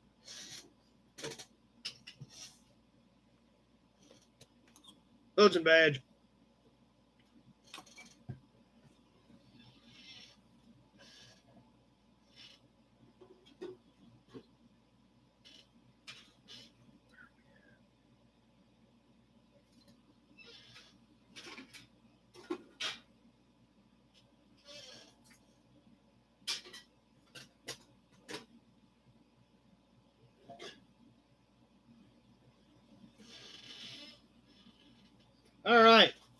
let's do a few more things, and then we'll move on, and we'll do another drawing, and we'll do some a promo, some badges and emblems, and then we're going to have another round of auctions. We're going to have a lot of fun tonight. We'll do one more emblem pack. We'll do one more license plate. We'll do one more can.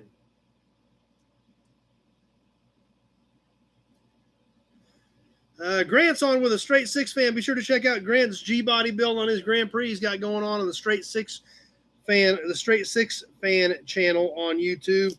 Grant's a great dude. He's taught me a lot about this stuff, so I always appreciate that. Always nice when he can jump on with us for a little bit. Number one's here. We were kind of wondering where you were at, number one.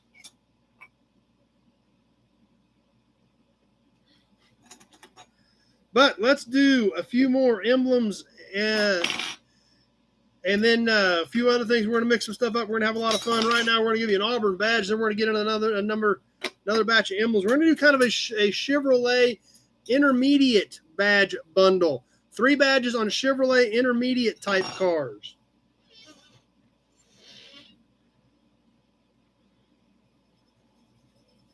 That's right, Grant. No problem. I got no problem giving you a shout out. You helped me a lot when I first started this deal out because, of course, I still don't know what I'm doing. You still have a better idea, I think, than I do, but I always appreciate the help. So let's do a badge bundle for Chevrolet intermediate type cars. Starting off with the Malibu Classic. This is a 70s era Malibu Classic badge. It is about a little over 3.5 inches. Old School says he deserves a kickback. Yeah. Tweety says he's got a notebook to keep track of how much he spends. So this is a little over 3.5. And it is a little over, just a barely over 2 high. It is pretty much a flat badge. It is stud mount on the back. Even the nuts are still there. Mid-70s era. The next one, also a 70s era on a Nova. 75, 76 era Nova badge. Chrome, all metal, stud mount, flat. Between these at 25, we ain't even got to the third one yet. This is about 3 3/4 by 1. 3 3/4 by 1 on the Nova badge. I think Zach hit a typo, but I'll take $267, Zach. I mean, if you want to bid $260, yeah, that's what I thought. You got that off there. I was like, hey, Zach, I'll put you in at $267. That's not a problem. And a Chevelle badge. This is also mid-70s. Zach's like, it's 26. It's 26. Okay.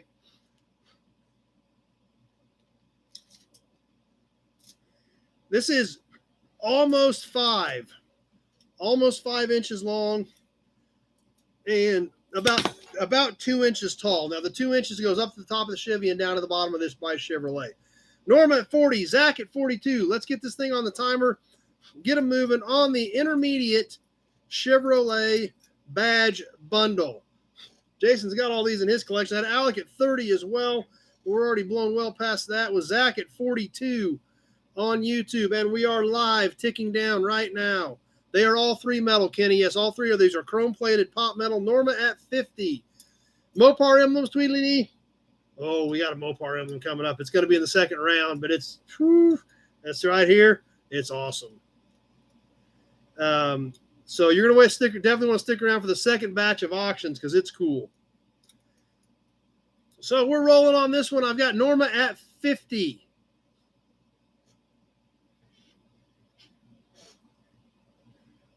Better write this down before I forget.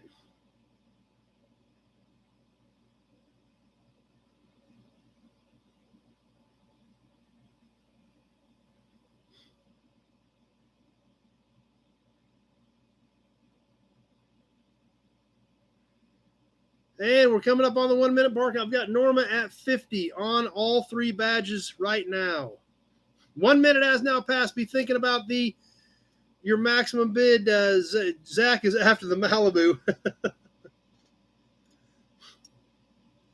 Well, you get all 3 of them. You can always sell the other ones. Get 10, $15 a piece out of the other ones if you don't want them all. So Norma at 50.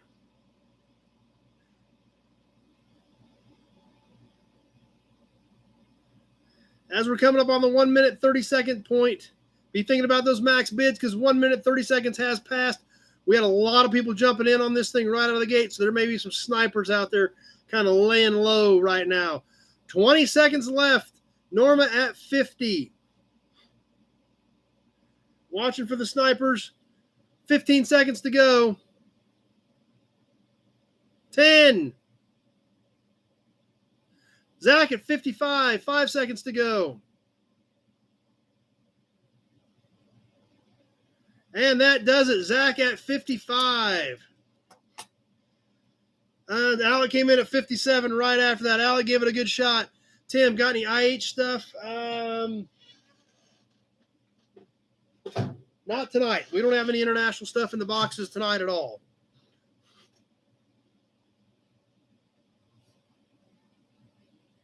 But I do have some that we can sure mix in there. You guys want some IH stuff? I can actually absolutely get a few IH emblems mixed in there. And we probably should anyway because we have done a few in the past, but we haven't done any in a few weeks. So wouldn't be a bad idea to throw an IH badge in there every once in a while because they're great pieces.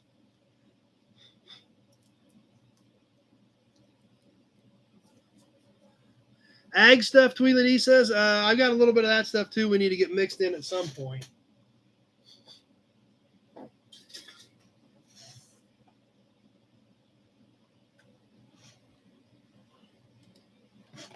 Auburn badge.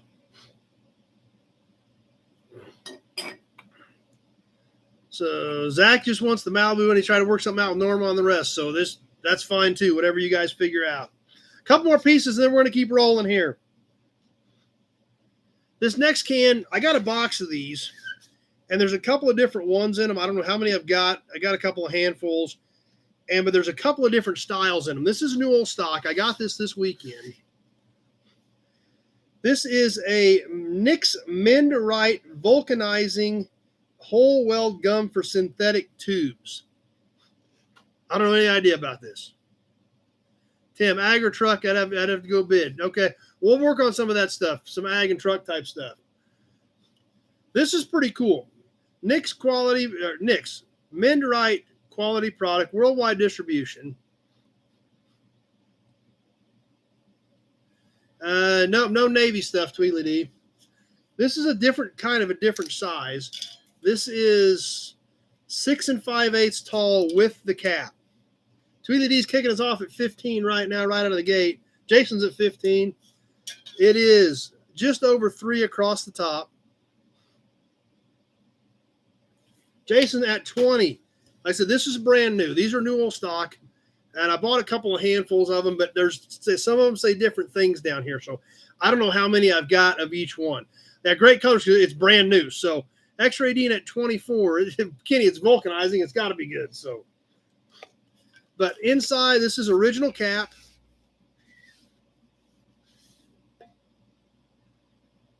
New inside, brand new cap.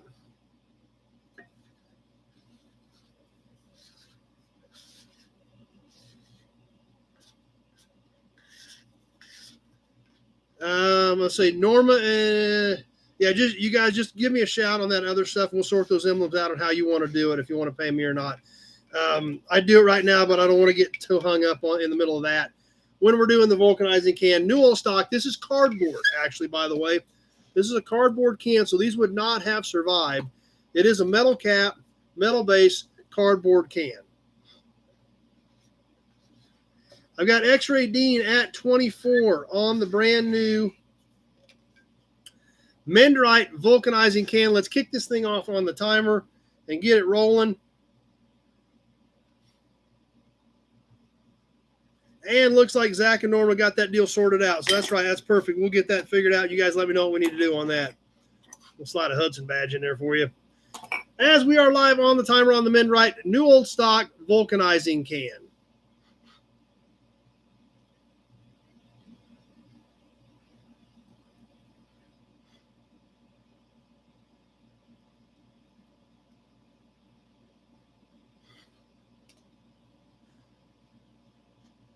And let's see, X-Ray Dean at 24. Hole weld gum for synthetic tube. Directions: buttonhole or round out the sharp points of the hole to prevent slitting. Thoroughly roughened surface around place to be repaired. Apply thin coat of Mendrite Quick Cure vulcanizing cement or Mendrite Special Chemical Cement and cleaner allowed to dry. Passenger car size requires 15 minutes. Heavy duty bus and puncture good 20 to 30 minutes. Thickness of tube governs length of cure. 1 minute has now passed. No under padding or backup rubber needed. Note: time and material saved for perfect repair. This means more profit. We guarantee satisfactory results when above instructions are followed. Nick's Mendrite Company, Kansas City, Missouri, made in USA, printed in USA. X-Ray Dean at 24. We're just about to the minute 30 point on this one. Be thinking about your maximum bid because 1 minute 30 seconds has now passed on this Nick's Mendrite can. X-Ray Dean at 24.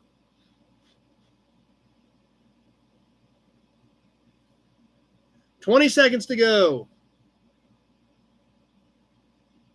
15. X-Ray Dean at 24. 10 seconds. 5. Jason at 26. And that does it. I've got Jason at 26.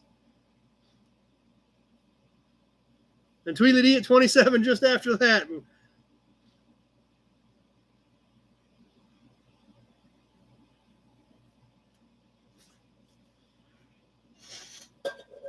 All right, let's do one more piece, and then we're going to break away from auctions, but we're going to come back to it because I got a whole pile of cool stuff here. We're going to give you an Auburn badge right now. One more piece tonight, and then we're going to move on, and we're going to give some more stuff away. Last piece of this round of the auctions, and don't worry, we've got a whole nother round coming up after we do promo and badges and emblems. This is a super cool piece, especially for some of our Missouri friends and Missouri watchers. That's right, that was close, Jason. That was within the last 2 seconds that slid through. How about a super cool 1942 Missouri plate? Yes, this is an awesome piece. This, I believe, was white. The back of it looks a little white. It's kind of got kind of a brownish surface rusty type color to it. Black letters and numbers on this. Missouri 1942. Norma's just going right there at 40. Zach's at 30. They're already going on this thing. Let me give you some sizes on this, and then we're going to get it on the timer. I've got Norma at 40. This is 12.5 by 5.5. David W. at 45. Alec was at 20. We're already well past that. Pretty flat. Got a little bit of a tweak to it. It's got a couple of extra holes in it. Over here we can see, and over here and over here there's a few extra holes in it. Let's see. Holy cow. Norma at 50 is our high bidder. It's kind of all over the place here right now. Norma at 50. Let's kick this thing off. We are on the timer. Norma at 50 on the super cool pre-war 1942 Missouri plate.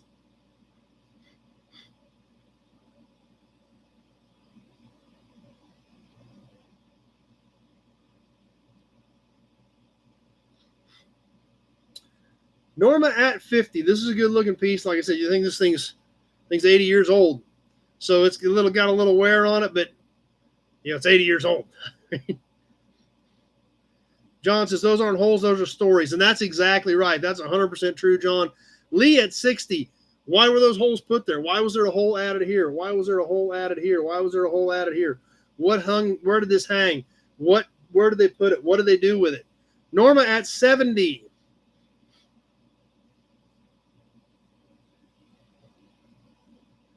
As we're coming up on the 1 minute mark. 1 minute has now passed. Be thinking about your maximum bid on this piece.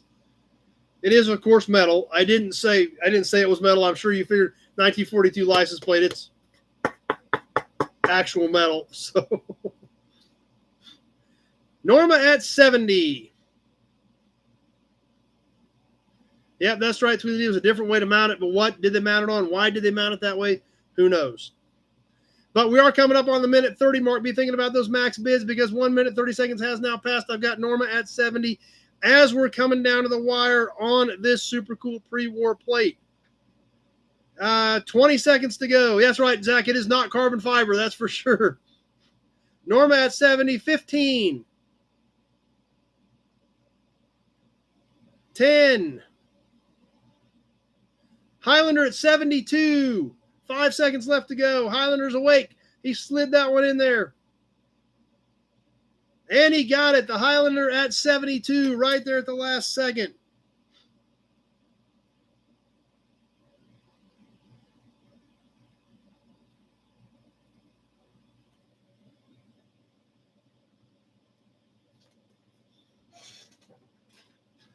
All right. Ton of fun. Awesome.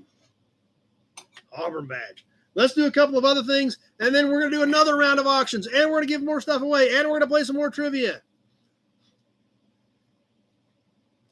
All right, let's put this off the side. Let's grab this pad here. What are we going to do next? Let's see. Let's do promo model. Highlander loves those plates. Yeah, that's cool stuff.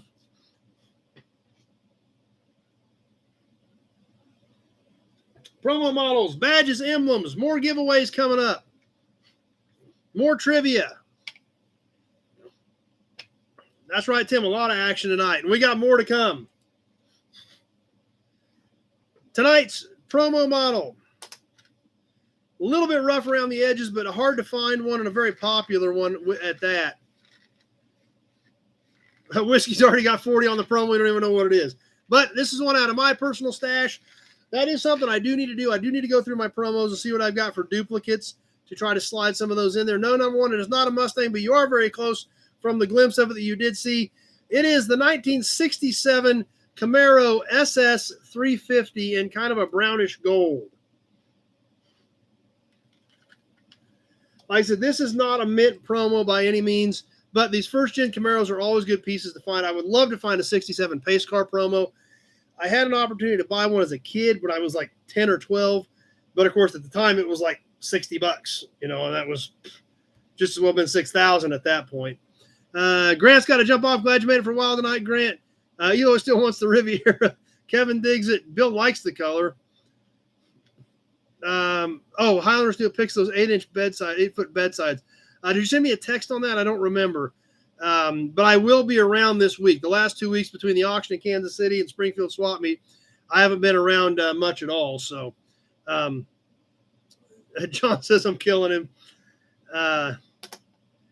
But anyway, this is not a perfect promo. We can see a little tweak in the A-pillar here. It's actually missing the pillar on the vent window over here. It's got a chip in the rear bumper. So this is not a mint promo by any means. The back or the front bumper is actually broken as well. Looks like it's missing a tooth. However, it does still have the SS badge on the front. If you can see it up close, it's got the SS fuel door or fuel cap on it. But actually was set up with dog dish type caps instead of sport rally wheels on it. Nope, I wasn't rich at 13 years old, that's for sure. Still not rich, so. That's what I heard. Chargers and Challengers were done after 23 Tweedledee. That is right. That's what I've heard. But yeah, this is a cool piece. The promo model thing is fun. This A-pillar is also broken, so this is not a super high dollar, super minty promo. But any of these first-gen Camaros, you don't see them very often, so I was still kind of glad to get a hold of this one. It was a good addition to my personal collection. The bottom, once again, as these promos are, pretty plain, not a lot of detail. But that is not what they were going for. They wanted the kids to take them home, look at them, stare at them, play with them, play with it on their parents' desk. So the parents were looking at them, trying to get them to buy a new car. That was the purpose of them. Everything that was under the hood, you were going to order that individually anyway. So there was no way you could have detailed it in here anyway. So that's what they were for. And then because of that, some of them got played with. That's what happened to this one, but still looks pretty good. Jay said they had a Canary Yellow 67. He was 10. Zach said he needs it in his collection. Yeah, like I said, it's the only one like this that I've got. I do know that. I know I don't have any duplicates of this. And this is a cool piece. Like I said, it's got scuffs, scratches. It's been played with. It's been used. But it's still a cool piece, and I still dig it. John, I want to play with it and hold it too. Nope, it's not for sale, Zach. So there it is, the promo model for tonight. I'm glad you guys liked the promo segment. I know you guys requested it and asked for it. So that's why we did it. So always glad to throw some of that stuff up. and let you guys check it out and enjoy it. So that's right, Zach. I don't blame you for trying. I do the same thing. But there it is, the 1967 Camaro Ss 350 for tonight's promo model. Glad you guys enjoy it. Brian Dispatch, how much are they usually worth? This one's realistically probably about $150 in a damaged condition, probably $300 in better condition. I'm guessing if Bill's on here, he can tell us exactly because he knows that market better than anybody on here. But I just like them. I've always loved promos. Ever since a kid, I always chased after promos. Obviously, with the internet today, you can find anything you want. But I always, and to this day, I love finding them at swap meets, auctions, things like that. Yes, Jeff, it is a 67. John says, I guess we'll go with a bowl of ice cream for now. So, I do model kits too, work-in model kits. That's a possibility as well. Big job. But there's the promo for tonight. Glad you guys enjoyed it. Always a lot of fun to do that. Badges and emblems. Pete says there's a broken one on eBay for $80. Jess, they have a bathtub Nash. I'm not sure. Brian Dispatch, this one is plastic. There were some of the early promos that were metal, late 40s, early 50s, but by early 50s on, they were all pretty much plastic. So that's right. Number one, the hunt is the treasure. Absolutely. Clicking buttons and beeping is not exactly. That's why my promos, my signs, especially with my daughter, looking at signs, and even this weekend we discussed the signs that we bought. Her and I looked at them, we discussed them, we talked about them, we touched them, we felt them, we held them, and that's when we made our decision. And that's especially with signs. That's the way I like to do it because there's so many fakes out there that a lot of people get burned on the internet. And to me, most of the fun is finding them, finding something at a swap meet you've been chasing. We bought one this week and we've been chasing for years. Not the best one, but I got it. I actually bought it with all those cans, so I got a fair deal on it, even though it's not the best one. She said, we can always upgrade. We find a better one. I'm sure we will at some point, but we snagged it. So that's the fun part about it for me is the hunt, swap meets, auctions. Yeah, I can go on the internet and buy any promo I want, and I'll get twice as geeked if I find a Falcon promo in a box at an auction as I would as I bought one of these off of eBay. So let's see. Whiskey Business, awesome. David W. got a Mint Studebaker Lark promo. That'd be kind of cool. Bill says, you need a 67 Camaro pace car. He'll check and see if he's got one available. I actually would probably be interested in one if he does have a pace car promo, because that's one I would like to have. Let's see. Tim says he didn't even know promo cars were a sales aid until he started hanging out with us. But that's the thing. We all learn. That's the beauty of it. We all learn. First badge of the night. As always, we'll start off with something a little early, then we'll bump up a few years. First badge tonight, a little bit different. It is an enamel type badge, but it is a super cool badge. The 1937 Buick 8 grill badge. This is kind of a script with the 8. This mounted on one side of the grill on a 1937 Buick. This particular badge does have some chipping down here towards the bottom. This was an all red badge with a silver chrome outline. It is a metal backed badge with the enameling in it and the chrome outside edge around the red lettering on the Buick 8. Kenny says Johnny's teaching us. Brian Dispatch hadn't heard of promos. Yep, that's right. These were straight 8s, that's for sure. It's a beautiful piece. This was stud mount, a couple of which are broken. Pete says that thing is killer. Yeah, Jason says it's killer. It is 3.5 by 2.5. So this is about 3.5 here, 2.5 here. This mounted at kind of a little bit of an angle on the grill, said Buick 8 on the 1937 Buick. And it's not for sale because it's the only one I've got. Thanks for trying, guys, but this is not for sale. But it's a beautiful piece. I knew you guys would appreciate it, but that's why we do this badge stuff. This was a 37 only deal. 36 was a round badge. 38, they went to the Buick Crest in between the two grills. So kind of a unique piece and definitely a cool piece. You can kind of see the shine on it. We can catch the light on it. Like I said, I wish this wasn't chipped down here, but being a 1 year only badge, there's not a heck of a lot of them out there to get. So I'm happy with what I do have on this one. Nope, Sam, no easy rider auctions tonight. So, but it is a cool piece. Eloy, I got one that's all brass that looks just like that. Cool. Jason called me a Buick hoarder. Yeah. Tim says everybody's drooling. Let's see. Bill, about as is 75-100 just ends up bad. The right side window post. That's right. The chips on the windshield pillar post. Absolutely. Let's see. That's right, Zach. You knew he wasn't going to sell it. You had to try. That's right. I don't blame you for trying. But like I said, I love it. It's a beautiful piece. Cool piece. Glad to have it in my collection. Auburn badge. Now I'm going to make some Mopar guys geek out because this thing is really cool. The next one is a Mopar badge that we're going to check out.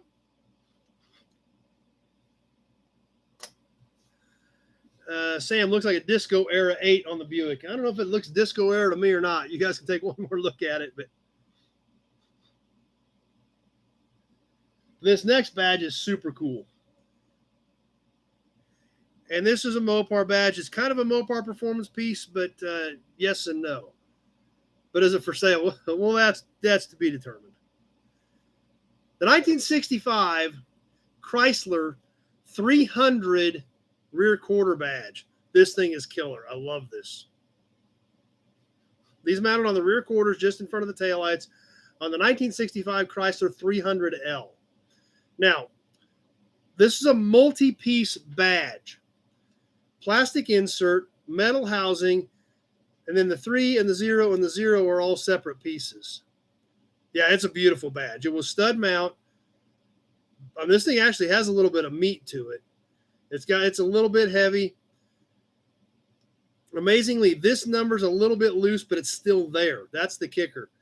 It's, for the most part, mostly flat, but it is a beautiful badge. The red, white, and blue plastic insert looks good. It's patriotic. That's right, Kenny. Omar from Canada jumped on with us on Facebook. Glad you made it. That's right. It is patriotic. And it's a beautiful piece. It really is. You guys are bound and determined to own this thing too. Holy cow. But like I said, the Chrysler 300 letter cars, to me, I've always liked them. But you guys know I like the 65 Pontiac 2+2. I like Rivieras. The 300, a big personal luxury coupe as well. They had some grunt under the hood. And, they had 413s, 420, in a lot of them. So, of course, they were a big car. But you could, buckets, console, all kinds of cool stuff like that. Beautiful pieces. And definitely a statement piece. This thing is, how long was this? Of course, you got to remember the quarter panel was 20 feet long. So, this badge is almost 10 inches by 3. So it's almost a foot long from here to here. 10 inches by 3 inches. But that quarter panel was literally probably 7 or 8 feet long. So you had to have a decent sized badge on that quarter panel to check it out. So anyway, there it is. The 1965 Chrysler 300L rear quarter badge. Like I said, the 300 cars were beautiful. They always use the red, white, and blue motif with the 300 cars. This is cool having all the numbers on it. The big, kind of an arrow type thing, but beautiful piece. Yeah, this was in the big, huge badge bundle, or big, huge bundle I bought from my buddy. Is where this came from. So Alec digs it too. So there we go. The Buick 8, the 300L rear quarter emblem for tonight's badges. Glad you guys dig those as well as the promo. What's up next? Let's give something else away. Let's give away a t-shirt. Who wants a t-shirt? That's right, Kenny. They needed to do something to make the quarters look shorter. That's true. Next thing we're going to draw for is a t-shirt, a nobody's t-shirt. We got the big Buick oil can out. Remember, we reached 1 million views this week on the Nobody Show channel. So we are yanking out extra raffles. These are freebies. These do not affect any of your raffle chances. You can only win once tonight. We're going to do 5 extra drawings, but we only can win once. Tweedly D is out. He won the first one. Let's give away a t-shirt. If you win the t-shirt tonight, be sure to let me know what size you need, and we'll get that out to you. Triple X, Kevin. I was out of Triple X's, but I just got them back in last week. So let's give one away.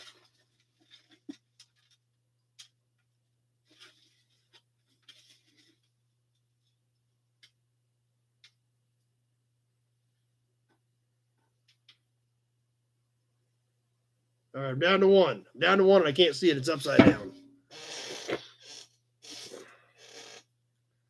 Damian Derry. Damian Derry wins a t-shirt. So, Damian, if you're on with the night, give me a shout and give me your size and shipping info, and we'll get that out to you. Anybody that's in the raffle this month is in. Anybody that's in the raffle at this point is in here. We went through that right out of the gate tonight at Highlander since we were doing extra drawings. So, Damian is in right back into the can. And we will do that a couple more times yet tonight.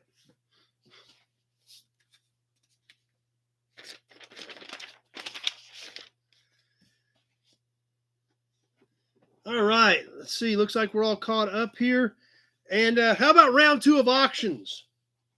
Let's do round 2 of auctions, and then we're going to check out a little magazine. We're going to give away some more prizes. So, round 2 of auctions. Here we go. We got cans, emblems, license plates. Oh, crap. We forgot to do hubcaps last time. Let's just start off with a hubcap. Because I had a couple of hubcaps. I wanted to do one each session. I forgot to do one last session. Let's sell one of them right now. Round 2. Ding, ding, says Brian. Let's get ready to boogie. Have an Auburn badge. Get everybody loosened up. We'll throw a Hudson badge in there with you as well.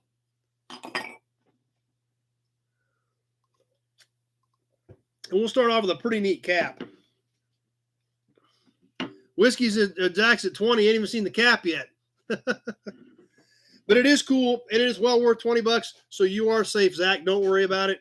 Well, actually, you're not safe because I'm pretty sure that $20 ain't going to buy this. But it might. You never know. We don't know what's going to happen. But we're going to auction off a really super cool Kaiser cap. Yep, Kaiser.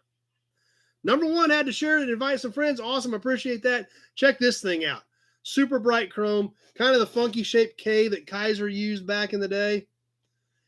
You know, this thing is late 40s, early 50s, obviously being Kaiser. So it's 70 plus years old. Tweedledee at 35. So it's got dings, dents, scratches. Zach, I'm never safe. There's snipers out there. Yeah, but you're back in at 45. This cap all the way across the back is 10 inches. So all the way outside to outside is 10. Back is clean, a little bit of surface rust, but it's not all rotted out or completely crusty. We can obviously see the unique K in this thing. Titan air, I've got 68 Impala parts. I've got 268 four-door parts cars. Highlander got to run, put the Ford stuff away till next week. You might not want to run yet. I got one Ford badge bundle out, Highlander, that you might be a player on.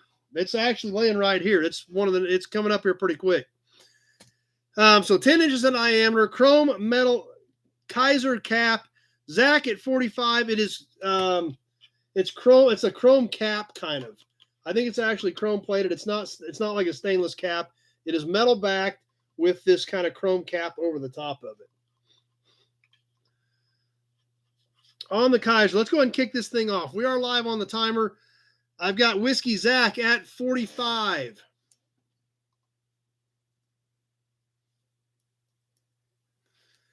And here we go. We are ticking down on this one. Cool piece. Something you don't see very often. One of the orphan brands. This stuff doesn't come up. This is the type of stuff you put on the wall. People say, what the heck is that?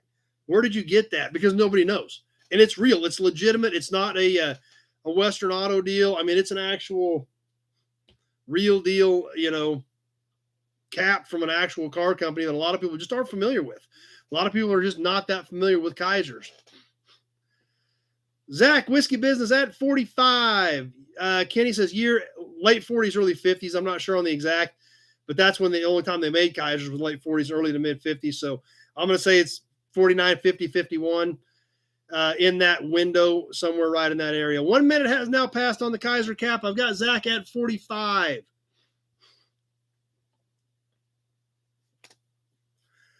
As we're ticking down on this one.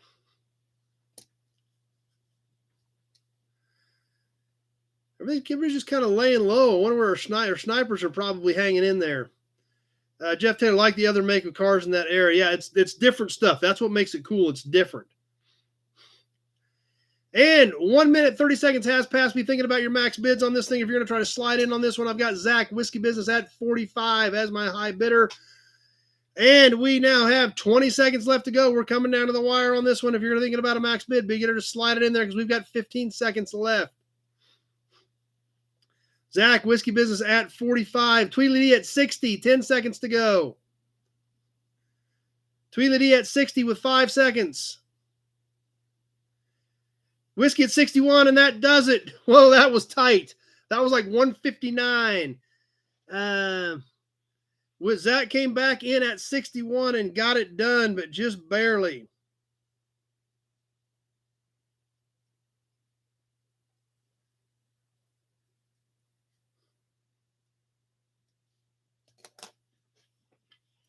And then Kenny came in at 64 after that. So,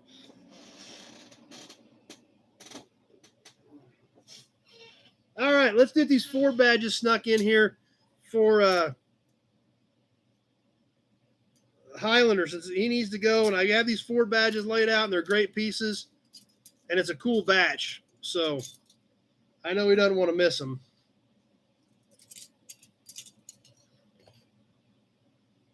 Three badges in the Ford badge bundle.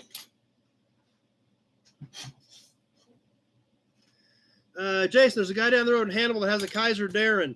Actually, if there's anybody that knows where the Kaiser Darren that there's a decent deal on, Dad's always kind of wanted a Kaiser Darren. So we tried to buy one at Meekum, Denver a few years back. We couldn't get it done. But Dad's always kind of had his eyes peeled for a Darren. So. But the Ford badge bundle that we're going to start off with tonight, we're going to start off with a Ford Falcon, late 60s era. This is a metal badge, pop metal, chrome plated, but it was tape mounted.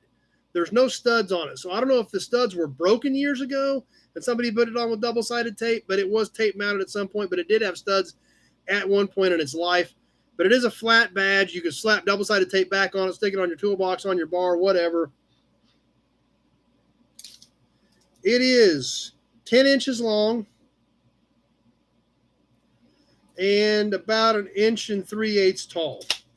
It is metal, chrome plated, few pits, nice bright shine on the chrome. The next one, Fairlane, 65, 66 Fairlane, not a 500, a straight Fairlane. 500 actually it was a longer one. This is a straight Fairlane badge. It is not a broken off 500. Beautiful chrome, all metal badge, flat mount, stud mount.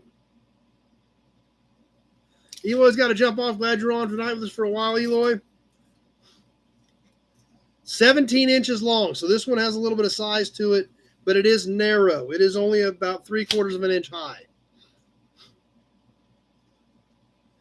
So the Fairlane, the Falcon, and another cool one, the Ford front fender 390 badges. 66, 67 era. 390 red stripes with the rally flags. Tweedledee at 35 on the batch.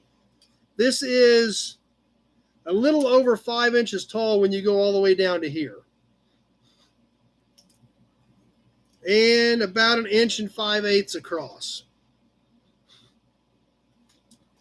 Jason and David W. both at 40.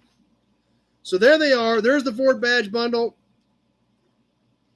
We're going to get this on the timer. Jason at 40 is my high bidder, and we are live ticking down on this one. Pete, too bad I hate Fords because those are really cool emblems. Yeah.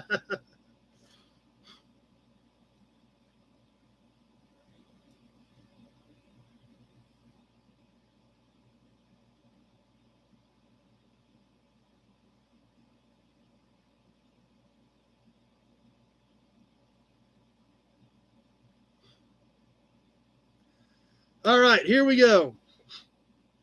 Omar agrees with him. Yeah. Jason at 40 on the badge bundle. John just loves them all. These are all pretty nice pieces. These are all great display pieces. Give you kind of some close-ups on them. You kind of see the condition's pretty decent on these things.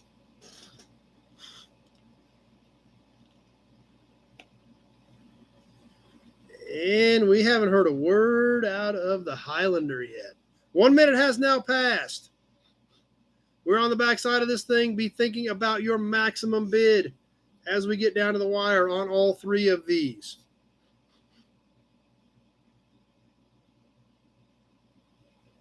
Honda are cool, but he's going to pass. Too new for him. All right.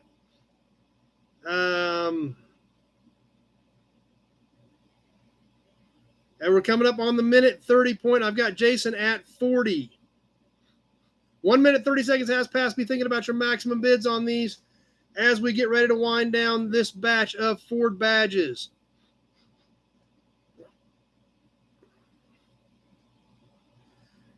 $15 seconds to go. I've got Jason at 40. Are you going to walk away with these things that easily? 10 seconds to go. Kenny at 45. Jalopy Johnson at 48. Bill at 48, but out of Jalopy Johnson at 48. We're down to the last few seconds. Bill Disk at 49. And that does it. Bill at 49. Ooh, I got a little tight there at the end.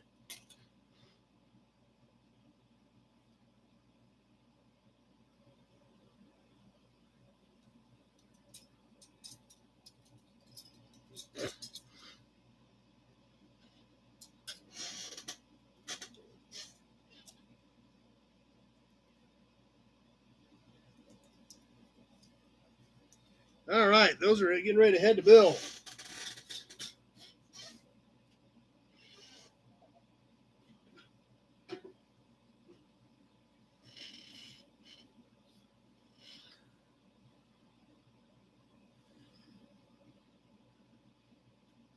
All right, let's get into it. I got some really cool stuff coming up, so get ready, guys. And Alec in at 45. That just popped up too right after the end of that, but I had Bill at 49 on that one. So,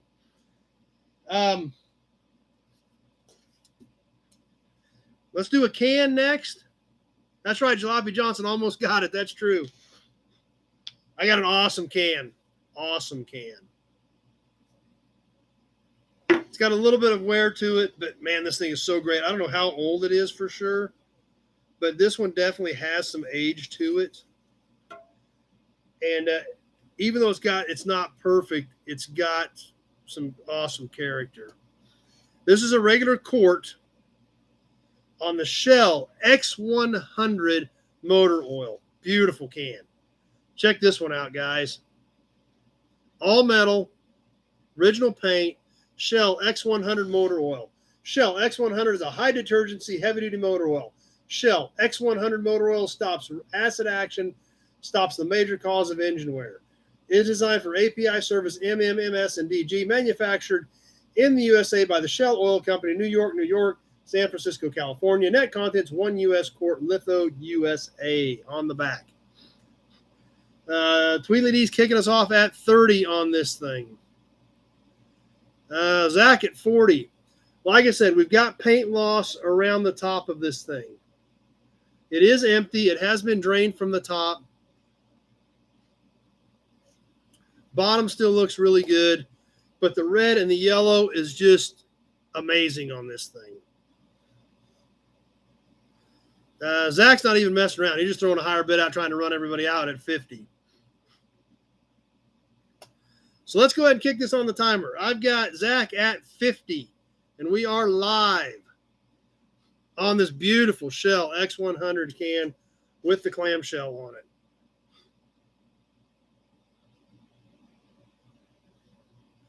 Yeah, it's a beautiful piece, that's for sure. And we are live on the timer. We are ticking down on this beautiful Shell can.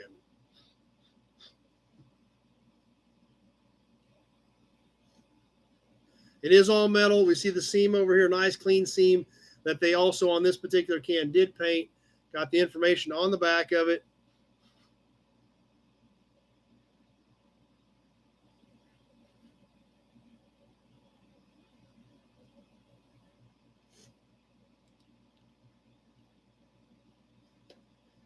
And we're getting close to the minute mark, so time to be thinking about those max bids. This thing is killer. The colors just pop on it so much, even though we've got the paint loss across the top. 1 minute has now passed. Zach, Whiskey Business at 50.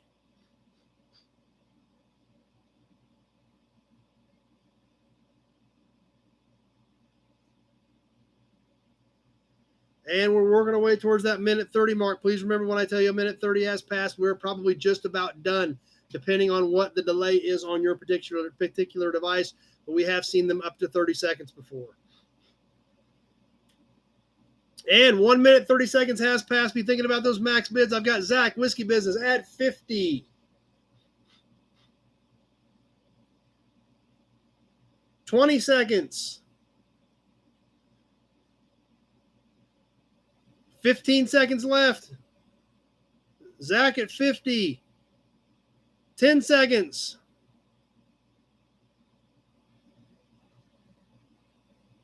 Kenny at 52.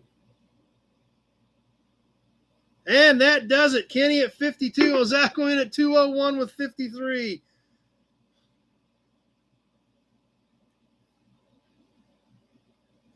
But we had Kenny at 52. Slid that one in.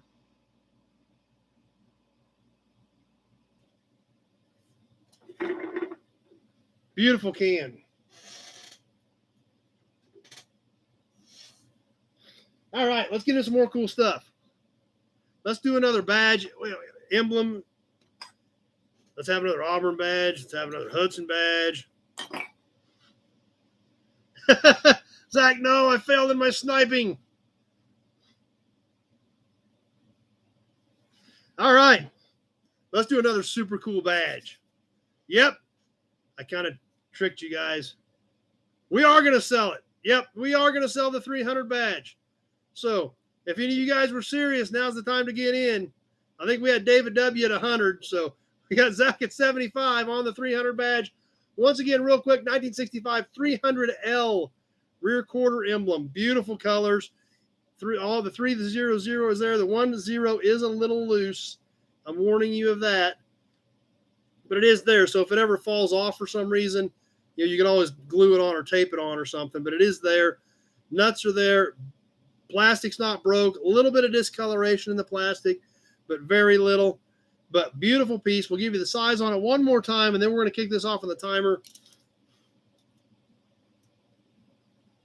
David W. says he's in for the 100. So I've got David. David W. says he wants in for the 100 where he ended up at last time. Almost 10 inches long. So David W. is going on the starting with his $100 bid that he wrapped up with. 3 inches tall. So I've got David W. at 100 on the 65 Chrysler 300L rear quarter badge. As Zach at 105, and we are live on the timer right now. Zach at 105.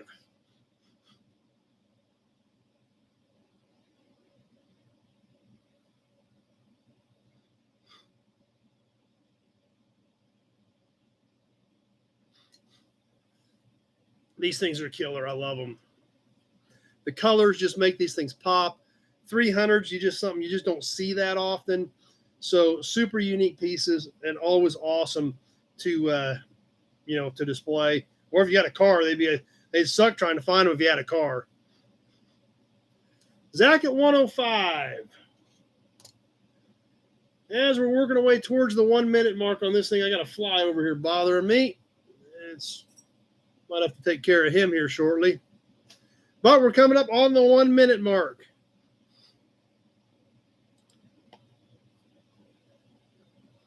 One minute has now passed.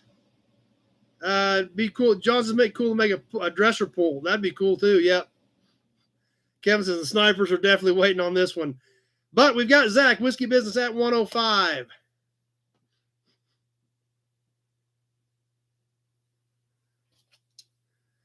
Coming up on that minute and a half mark.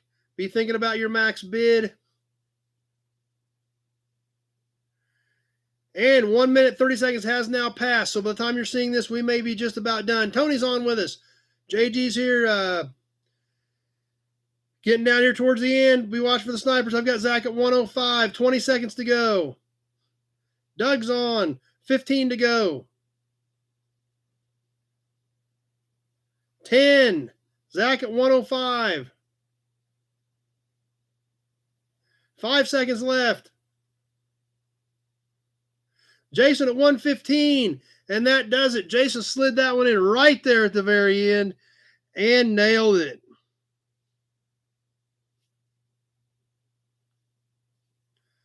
That was a pretty good shot, Jason. That came in there at about 158 and change. So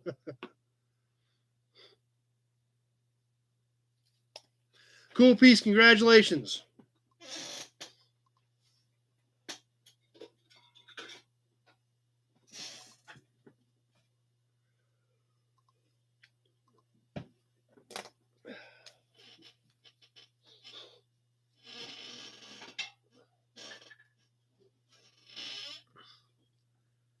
That's right, Jason. Bullseye, that's for sure.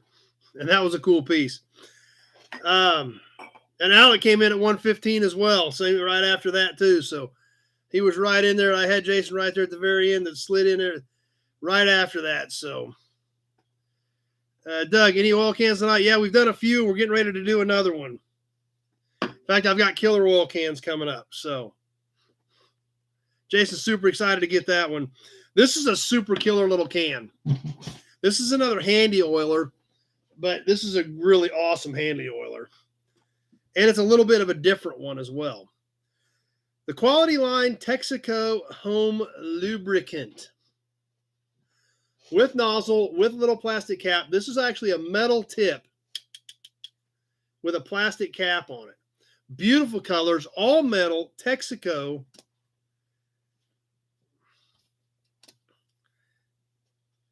And it has instructions on the back. This is kind of an odd-sized can.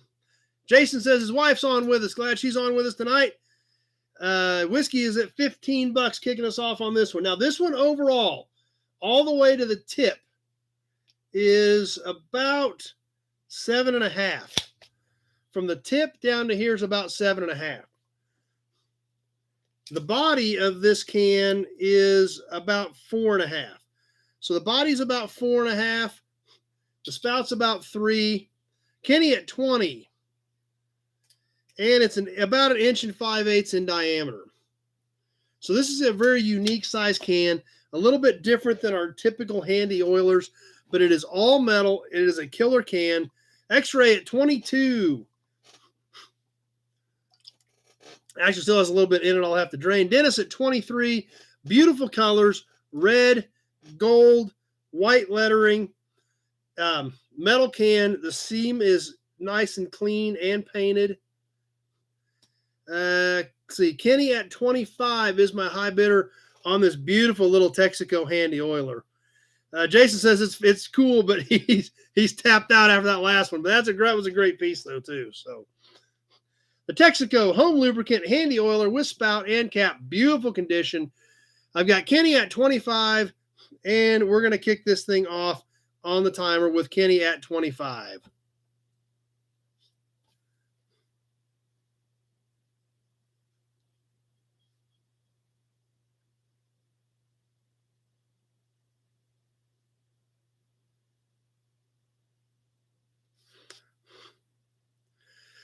All right, Dennis at 28, killer piece. I mean, just great condition. It's not perfect, but it's probably 60s era. So to look this good for being, really 50 plus years old at this point, it's a great can. Pete's asking Jason, does your wife know about the thousands of dollars you spend here every Sunday night? So this is great. It's such a unique size, super cool piece. Dennis at 28. We're coming up on the 1 minute mark.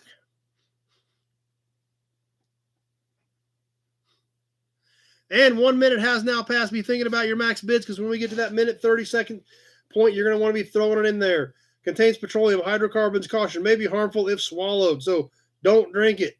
Unscrew spout and puncture seal, a high-quality lubricating oil for appliances in the home, office, and shop where a light oil is required, equally useful in preventing or removing rust. Texaco Inc., New York, made in the USA.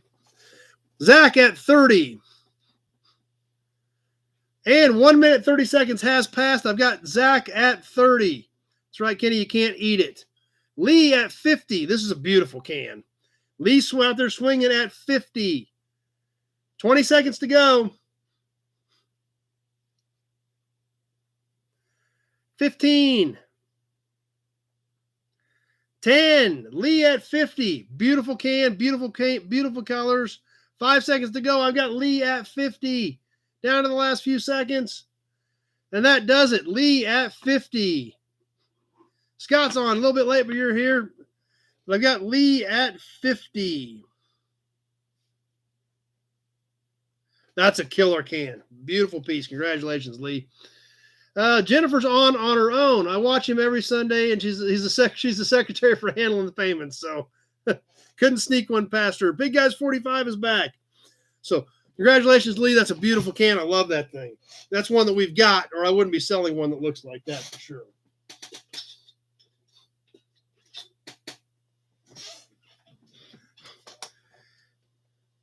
All right, we need to do some more badges and some more cans and some more license plates, some more hubcaps. Holy cow, I got to try to squeeze all this in. Let's do a Chevy badge bundle. We haven't done a Chevy badge bundle yet tonight, so I got a kind of a cool one here. So I want to get it out.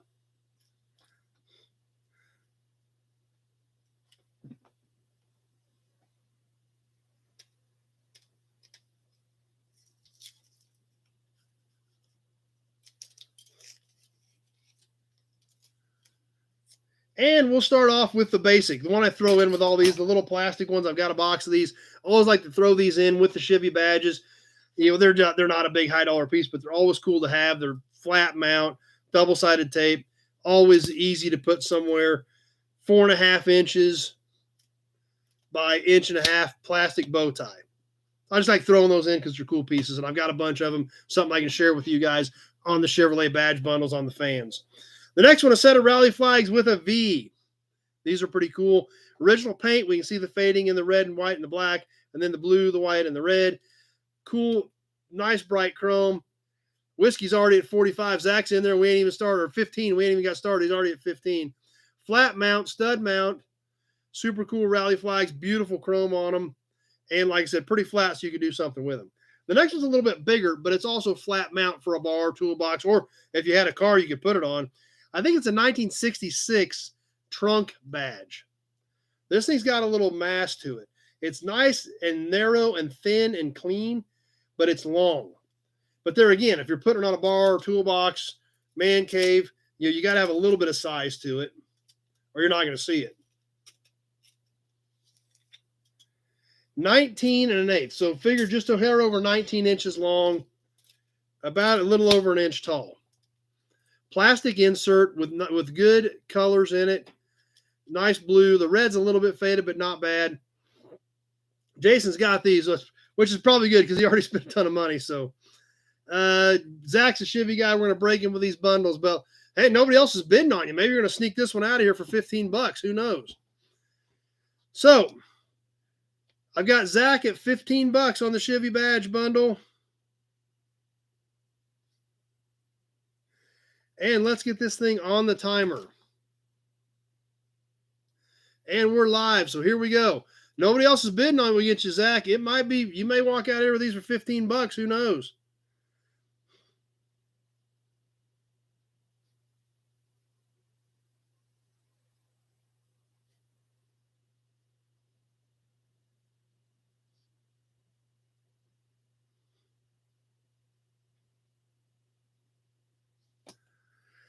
Norma at 25. Yeah, that's right. As Zach says, I doubt it. I know these nobodies. Norma at 25. Zach's back at 30. That's right, Kevin. I'm pretty sure that is a 66 trunk badge. And it's in pretty good shape, too. If you had a 66, it'd be a great piece. Norma at 40. As we're coming up on the 1 minute part, not quite there yet. We got some bids coming in. Alex at 18, but we're already at 40 on YouTube. 1 minute has now passed. There's obviously some interest in these pieces, so we'll see how this last 1 minute goes. I've got Norma at 40. At 130, be thinking about those max bids and weighing your delay. Norma at 40 is my high bidder.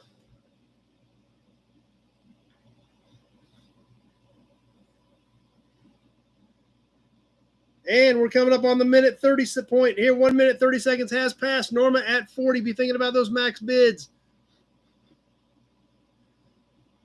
Zach at 42. X-Ray at 44. 20 seconds to go. 15. I've got X-Ray at 44. Zach at 45. Norma at 50. 10 seconds. Norma at 50. Zach at 51. 5 seconds left. Charles at 55, and that does it. Charles slid that one in right there at the very end as well. Actually, Charles has been kind of quiet tonight. That kind of came out of left field. Allie came in at 46 out of that. Charles has been kind of laying low all night, and boom, slid that one in right at the, yeah, that's right, Shazam. That's about right. That's kind of how he slid that one in there.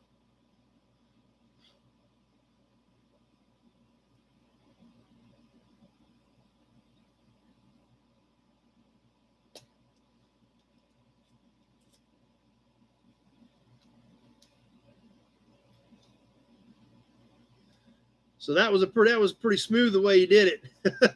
Laying low all night till boom, right there.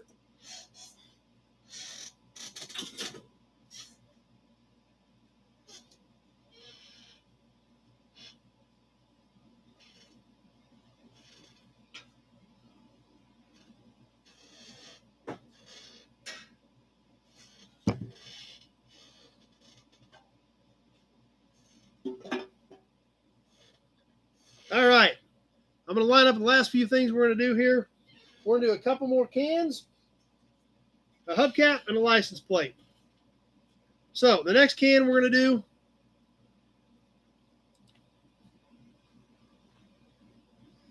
is a super cool. I love these. You'll know I love them when you see it. You know I got a whole rack full of them. Probably 70s era, original metal, super cool paint, few dents. Beautiful can, though. Beautiful colors on it. Polish it up a little bit more, even.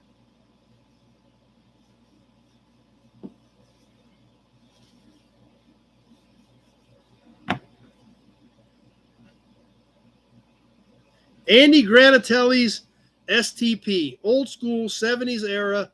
I think 70s era. All metal. Pop top. New old stock STP can. Still got stuff in it, so I'll have to drain it before we ship it. David W. is at 25. He ain't messing around. Let's get this thing going, he says. STP all trim with the racer's edge. Bud Brown at 40. Zach's at 30, but Bud's already got you beat at 40. STP on both sides. These things are just so iconic. And almost makes me think I need an STP sticker for the pea picker. I don't know why I thought of that, but I almost think that's what I need. But beautiful can. It's got the satisfaction guarantee, the instructions on the side of it. Directions for all mileage vehicles. Few dents in it. If you can kind of see, it's kind of hard to see because it's not really scratched, but there's a few dents in this can. So it's not perfect, but awesome colors. Beautiful paint. I'll drain it from the bottom so the pop top stays intact. And let's kick this thing off on the timer. I've got Bud at 40. And we are live. We are boogieing.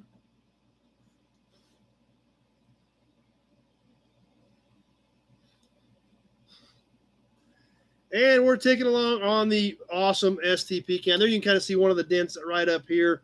So I don't want anybody to think it's mint, but the paint and the colors are awesome on it. The red, white, and blue just pop. It is, like I said, I don't see any barcode on it. So I'm going to say, definitely 70s, maybe even late 60s could be. If you guys remember, I got the whole STP racks, got a whole row of these. I came up with a few extras, so they're going to go on to you guys. So that's going to take a week to drain. I thought of that, Big Job. That's true. Yeah, whoever buys this, it may ship a little late, depending on how long it takes to drain it. And I've got Bud at 40.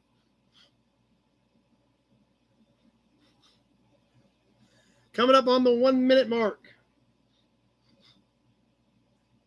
It's right, John. It has awesome colors. 1 minute has now passed. Be thinking about the max bid on this thing. That's right, Jeff. Those back in the day, those STP stickers were stuck on everything, literally. So we're ticking away on this thing. I've got Bud at 40. And we are coming up on the 1.5 point. Let's give you the dimensions real quick. Just over 5 inches tall and just under 3 inches in diameter. As we hit the 1 minute 30-second point, be thinking about those max bids. Bud at 40 right now is my high bidder. 20 seconds to go. We're wrapping this one down to the wire. Lee at 50. 15 seconds left. I've got Lee at 50, down to 10 seconds to go. Tweedledee D at 51. 5 seconds. And that does it. Tweedledee D at 51. And Lee came back at 53 right after that. Never fails.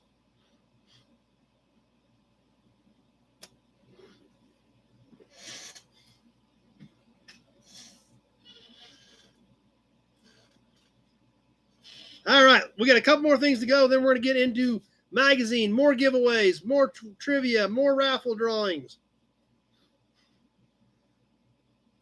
The next thing we're going to do another hubcap. I promised you guys 2 caps tonight. We're going to catch the other one right now. And it's another cool piece. There again, dings, dents, things like that. But hey, this thing is 75 years old. So I'm probably going to have a few dings and dents in me at 75 years old, but it's got an awesome, great graphic stamped into the metal. And it is a Plymouth cap, about a 47, 48-ish Plymouth cap. It's got the ship on it. It's got the Plymouth embossed in it. Bud says raffle 455. Yeah. Zach's kicking us off at 15. This has remnants of the original red paint in it. It's got a pretty good whammo that cuts up through here. Other than that, the rest of it's typical dings and dents. Nice shine, as you can see the bright, you'll see things reflecting in the chrome. On the back, all metal, a little bit of surface rust, but it ain't rusted out. It's not falling apart. That's one thing about some of these caps. If you're not careful, they look good here, but the backs are literally falling out of them because this is metal and it rusts. So Bill says, I'm only 65. He's got a few dings and dents too. So Kenny at 20 on the Plymouth cap. This is like the Kaiser. This was a metal back with a chrome-plated cap on it. John says it is cool. It is a cool piece. Let's give you some dimensions on this thing, and let's get it on the timer. This, once again, very similar to the Kaiser cap, is right at 10 inches in diameter across.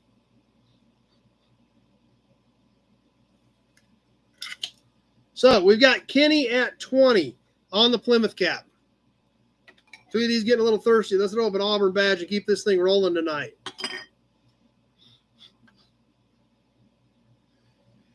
And let's see. Kenny at 20 is my high bidder, and we are live. We're ticking away on this Plymouth cap. Like I said, this is late 40s, 46, 47, 48 era.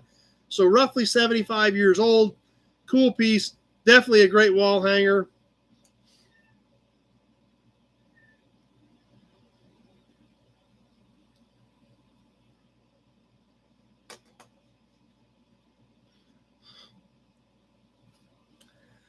As we tick away on the Plymouth cap. John, back in the day, I bet a few old guys cried all night if they lost one of those caps. They probably did. Yeah, that was probably a pretty big deal back then.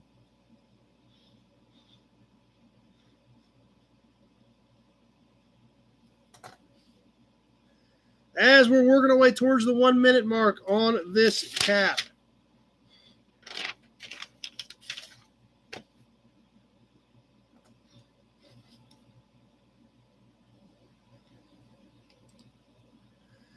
And 1 minute has now passed on the Plymouth hubcap. Bright, shiny chrome, cool sailing ship across it, heading to Plymouth Rock. Kenny at 20 is my high bidder. He's going to sneak this thing out of here for 20 bucks. You guys going to let him get away with that? Because it's way cooler than that. X-Ray Dean at 22. Almost to that minute and a half mark. Kenny at 25, 1 minute, 30 seconds has passed. Be thinking about your max bid. Be ready to slide it in there on this one because here we go. We're ticking away, ticking away, ticking away. X-Ray Dean at 26. 20 seconds left to go. Zach's at 30, 15 seconds. 10 seconds. I've got Zach at 30. 5 seconds. Kenny at 35. And that does it. Kenny was at 35. Charles came in at 35, but I had Kenny first. Then Charles was back at 40, but we were already done. Kenny at 35.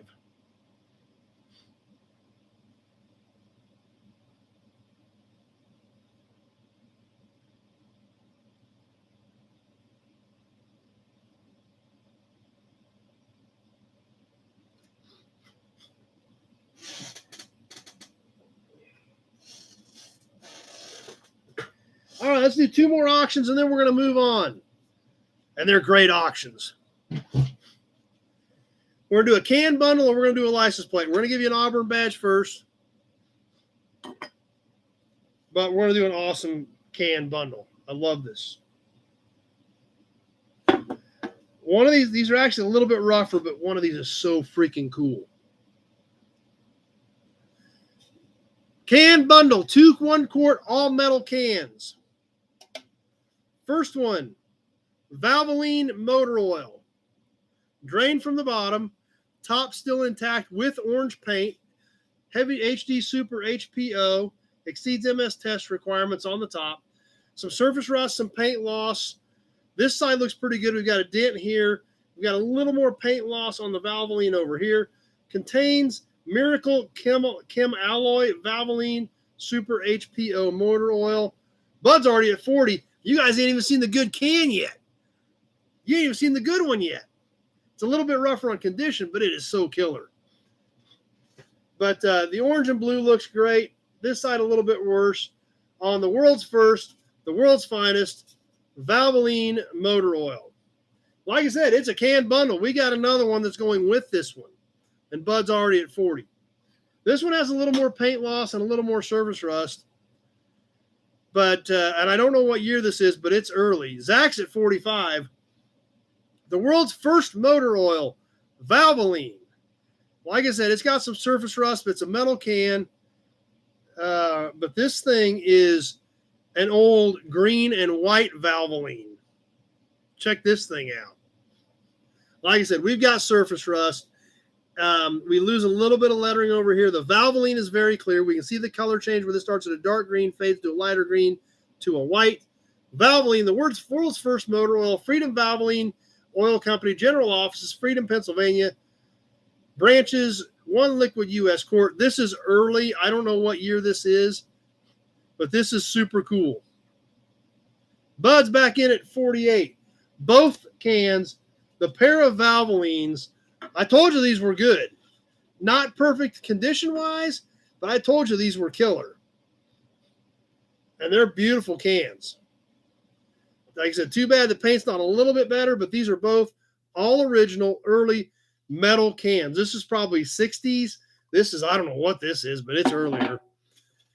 All steel seam over here. Punched on the top.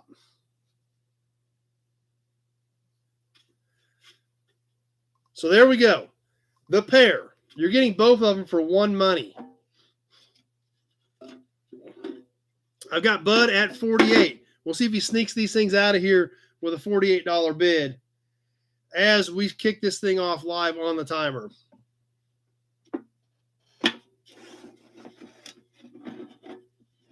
On the Valvoline can bundle. Jason's like, I want. Yeah, these are great.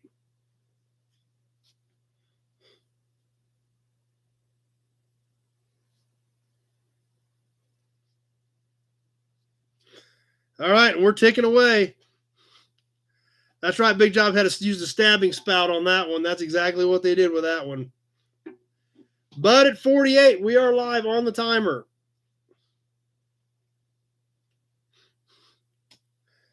Coming up on the 1 minute mark. I'll tell you when we hit the 1 minute mark, then when we get to 1:30, be thinking about throwing that max bid out there.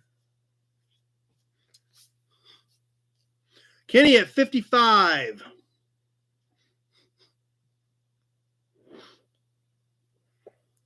And 1 minute has now passed. So be thinking about that max bid. You're getting both of these for one money. Kenny at 55. These things are awesome. Like I said, I wish the condition was a little better, but still some of this stuff's getting so hard to find. Original good steel metal cans that you can still make out are getting tough. So The pair of Valvoline cans, 2 cans, 1 money. I've got Kenny at 55. 1 minute, 30 seconds has passed. Here we go, boys. We're getting down to the wire. Be thinking about the max bid as we go. I've got Kenny at 55 on the pair. 20 seconds left. That's all that's left. You're going to jump in on these things. Or are you going to let him sneak them out of here at 55 bucks? 15 seconds left to go. 10. Bud at 58. 5 seconds left.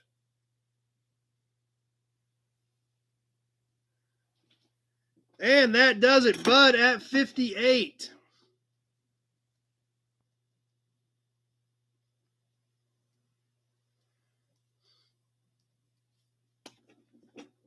Cool cans. Those are great pieces.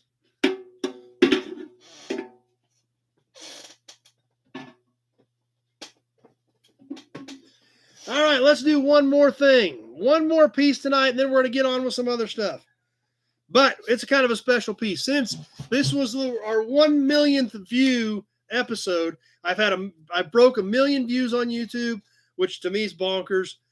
So since we broke 1 million views, we got one more piece to auction off that we're going to stick with kind of a nice round number with on the last auction item of tonight. A license plate. This is a Kansas plate. I've had 1 million views. This plate's 100 years old. The 1922 Kansas license plate. This has been repainted. I don't know what color it's actually supposed to be. I can look at mine and see if this is what it's, about what it's supposed to be color-wise. I'll double check my pictures on my boards and see if this is what this is supposed to look like. I got to find my boards. Maybe. I've been taking a lot of pictures. That or I missed them. I must have missed them.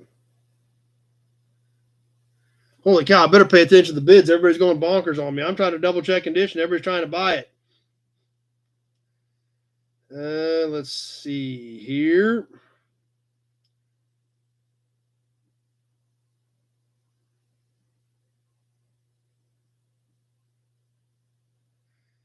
Well, I'm going to try to find my picture. I want to confirm this is the correct colors for this 1922 plate.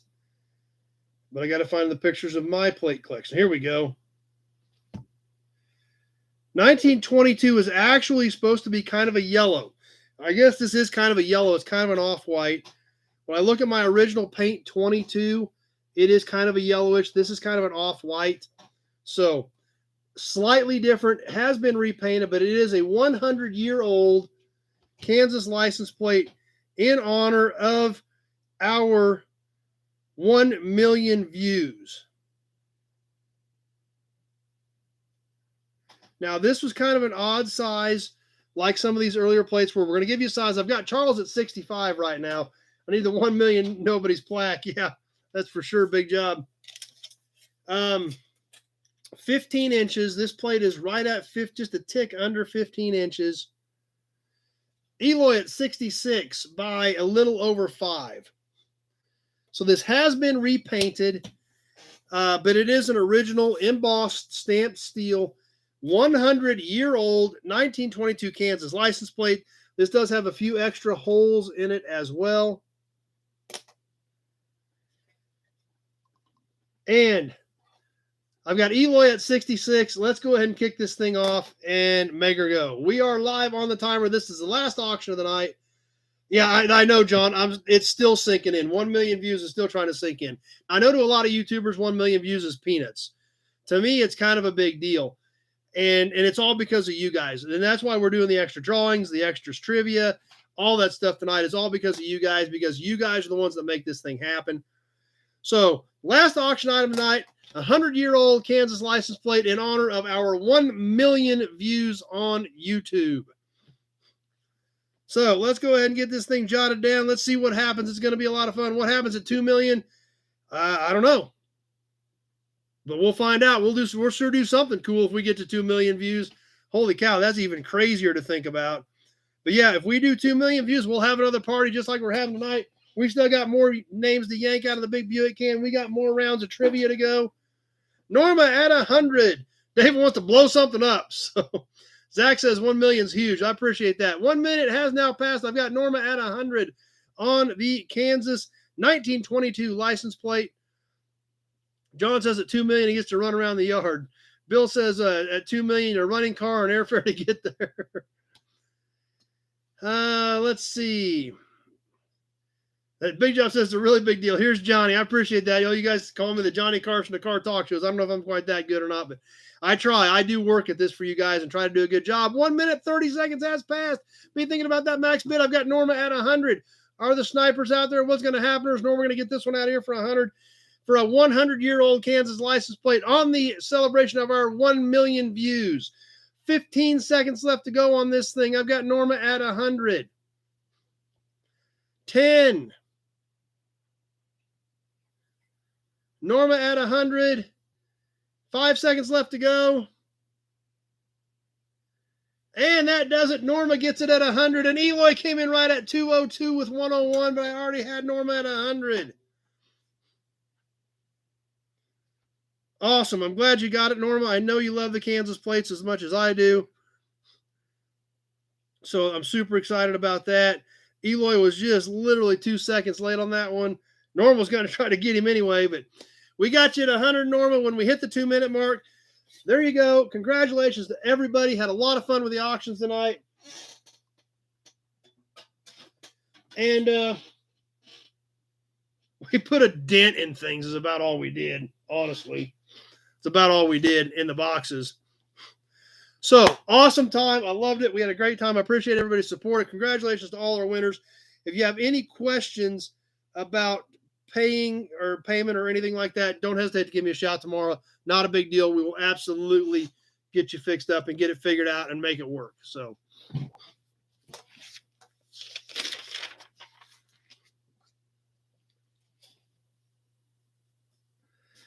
that's right. Pete says fun auction. It was a great auction. I appreciate everybody participating. It was a blast.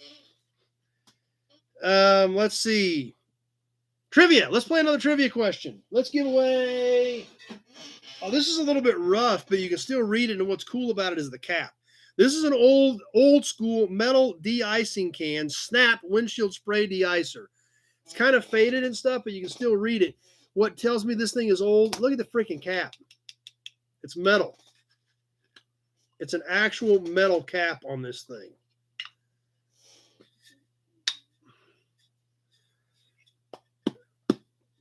Yeah, that's fine, Norm. If you're going to take part of those emblems, just you and Zach get with me and figure out what we want to do on that, tomorrow so we can get it all sorted out.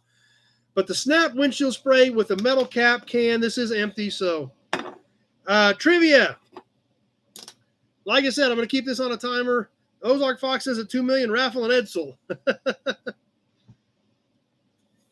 $100 for a 100-year-old plate at the million view episode. That's right, David W. That's exactly right. John, you definitely make it fun and educational. I love going down the old road talking about old cars and things. So nice to geek out with a bunch of other geeks. Congratulations on 1 million views. Awesome. Thanks.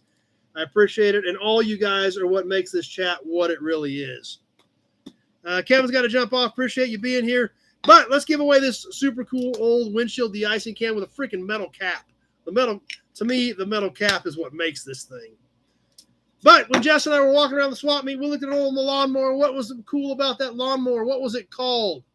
We are live on the timer. Norma says she found one like this in an old truck one time. What was the name of that lawnmower that me and Jess looked at the swap meet on the live? Keep an eye on Facebook as well. Just because. There we go. Pete got it. It was the Billy Goat. That's right. Pete, Dennis, and Jeff were all there, but I had Pete first. Tweedledee. Pete was the one that came in first, so Pete is our winner on that can. On the extra trivia tonight, we got one more round of trivia to go, and we may just draw for the other can since I don't have that many trivia questions ready. But everybody remember the Billy Goat when me and Jess were walking around checking it out. We'll put this one in Pete's pile. And let's see.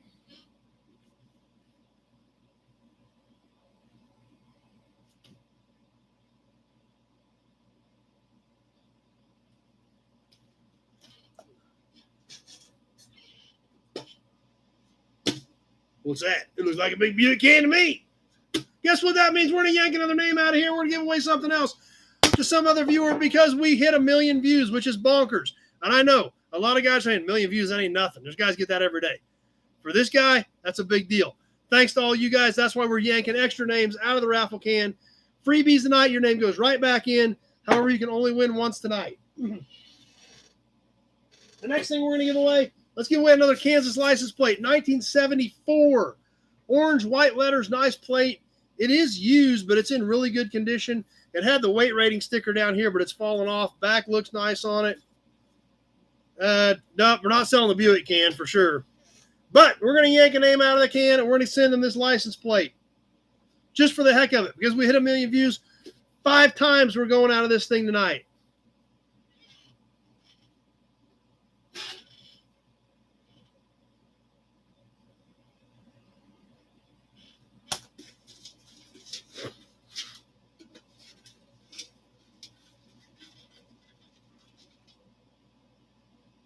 What do we got? It's upside down, so I can't see this one either. But I've got one. As long as it's not Tweedly D or Damian Derry, we're going to give it away. Brian, dispatch. So we will put that in his pile for when he gets out here. And like I said, these are all freebies right back into the can. And we're going to do that a couple of more times yet.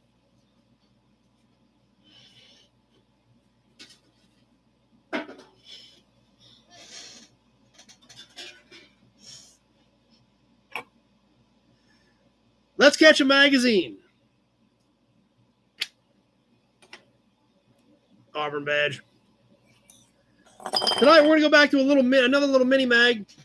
Brian says, holy crap, that woke him up. And actually for Brian is so far east in Canada that he's like beyond Eastern time. So he's like 2 hours ahead of us. So it's like midnight there. Perfect, no problem, Bill. That'll work out great, and I'll send me the money order. And let's check out a magazine and keep things moving. We've still got more stuff to do tonight. We're still going to check out the magazine. We're still going to give a few more things away. We've got another round of trivia. We've got to talk about the raffle. We got all kinds of stuff going on yet tonight. We've still got a great show coming. Hope you guys are enjoying it. But tonight's magazine, like I said, I knew we had a lot of things going on tonight, so I stuck with one of these little mini mags. And instead of getting into something that was going to really get in depth, because these aren't quite as big as some of the other magazines, we're going to go with the May 1961 issue of Car, Speed, and Style. These are cool little magazines. Cover price 25 cents in May of 1961 on this little mini mag.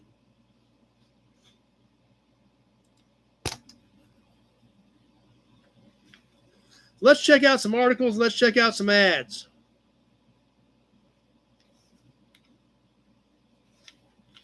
And we'll just start off with the cover car.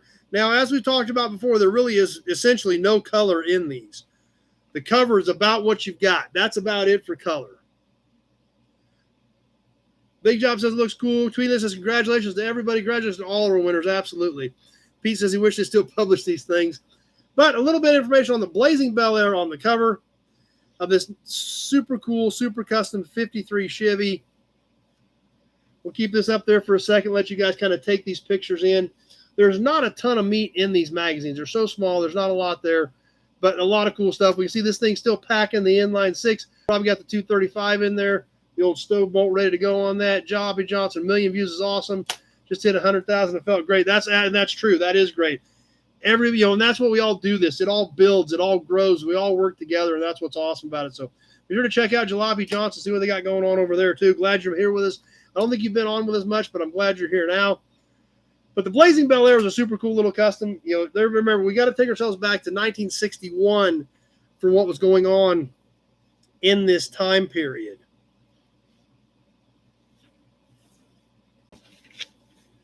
Now, remember, we're talking about 1961, which is really weird when we look at this next article. Restyling the 61 Buick Special. Literally. Ideas on wraparound headlights, body sculpturing, saber-like rear fins, and unique angular doors convert this sedate car into an outstanding custom. These touches, applied to this car by artist George can be adapted to any car. So if you guys are familiar with it, JG, how much it was to get into the raffles? $1 a chance. $75. You go in here 5 times. $10, 10 times. At the end of the month, we're giving away this thing as the grand prize, and we'll yank a couple of other names out. We've got a Canadian license plate, and we'll give away another can. So we will yank out 3 names, but it's $1 a chance. PayPal, friends and family, check, money order, throw it in the mail, cash, whatever, and we'll get you in there. So, so 1961, restyling the Buick Special. Now, you got to remember, the Buick Special just came out in 61, the compact Buick Special. They did not make a compact in 60 with Buick. The Special went out after 57 in the regular line. Oh, 58, excuse me. They made a 58 Special. And so the 61 compact, and they're talking about customizing it right out of the gate. And they had design sketches for them. The address for mailing is in the text part. After we get done, JG, if you go back, click on this video and open it up in the description part, the mailing address, the PayPal information, the T-shirt information, everything is in there. So, and if you've got any questions, my phone number's in there as well. Just give me a call. That's right. It does kind of look like George Jetson, Scott. That's exactly right. And they're talking about doing this to a brand new car, literally a brand new car that just came out. So that's what kind of stood out to me is, that definitely is different. We've already got sketches out for a new car model, brand new year, new model, the whole bit, and they're ready to customize it. Pete says it looks like a speedboat on wheels. Yeah, it kind of does, actually. Bill, just got to jump off. Appreciate that. Appreciate the support, Bill. And one more picture of the little Buick Special of artist rendering on customization of the brand new 61 Buick Special. Big job. Today's cars, when they start on fire on the side of the road, are gone up in flames in minutes. Yeah, that's true. But the next article we're going to check out, experts build a Fordalac. Yes, a Fordalac, the right way. A hydromatic caddy mill can transform your stock Ford into a street strip rod. Here's how we do it. Which is pretty cool because literally it goes step by step on the engine swap. I mean, obviously there's LS swaps for everything today. This was getting a V8 caddy mill into your Ford. Now, you got to remember, you think, V8, big deal. We've got to go back. We're in 1961. The overhead valve V8 had been out for a solid, in regular production, it had been out longer, but in solid production numbers, it had been out for 12 years. 12 years. The LS platform has been out for 25 years today. So this, use it going to a caddy mill was different. People were doing it, but you didn't just order a kit to LS swap something like you do today. This talked about suspension with clearance with steering and suspension. It talked about exhaust. It talked about brakes. It talked about cooling. It talked about interior modifications. And you got to remember the small block Chevy had only been out for 6 years at this point. They were not that common. You couldn't just go grab them anywhere. And even talks about a Chrysler tax seat generator and heavy-duty wiring minimize electrical problems. So really pretty cool for in-depth as they got at that point in time on the Fordalac swap. But there again, we've got to put ourselves back in 1961 to really let that sink in as to what was actually going on. That swapping a caddy mill into a Ford was a pretty big deal. So the next one was also kind of a how-to article. Let's see, JG, Buick manual trans with synchro mesh like Olds. It depends on which one it was. I don't know which one we're talking about for sure. Tweety, the electric van I drive for Ford was almost smelling an electrical fire. That don't sound good. But the next how-to article was step-by-step photos, a wild new tail blinker treatment. Here's a novel taillight treatment for your 55, 56 Ford. Double-decker lenses separated by bullets. So this is really interesting. A combination of double-decker 56 Chrysler taillight lenses, 37 Pontiac headlight shells, and turn your 55, 56 Ford into a showstopper. Now, I'm going to have to show you the pictures to really grasp this concept. But that's literally what it's talking about. 56 Chrysler taillight lenses, 37 Pontiac headlight buckets. So what they've done is, and you can see where it's put together here, these are the headlight buckets, and then there's upper and lower housings fabricated for the Chrysler taillight. So this is actually the Pontiac headlight bucket. Shows removing the taillight, shows the Pontiac bucket. That's right. That's right, John. It is kind of starting to sound like a Johnny Cash song. And actually shows right here, weld the 37 Pontiac headlight bucket over the original taillight opening.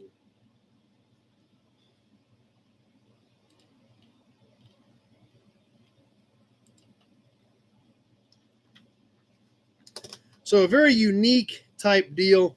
And here's where it shows actually fabricating the holders for the lenses after the headlight bucket has been welded in.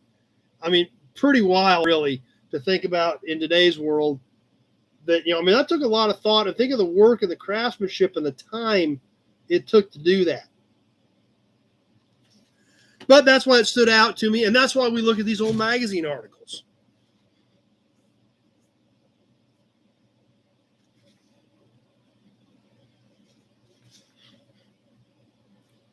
Another cool little car we're going to check out, another feature car in this month.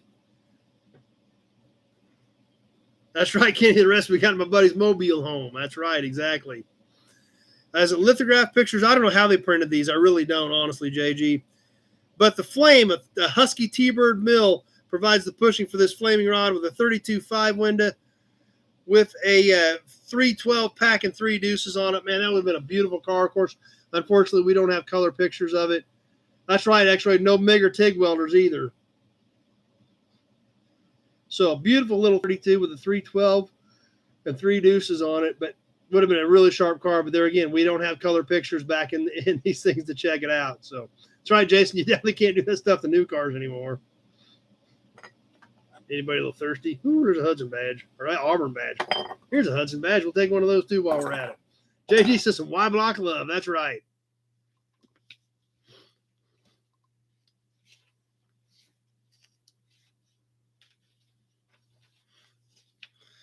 Another article that was really very unique, the Studebaker Sportster.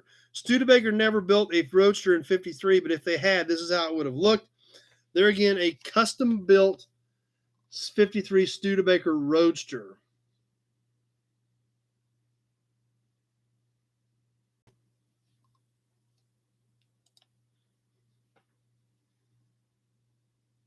That's right, Kenny says this stuff is even beautiful in black and white. That is true.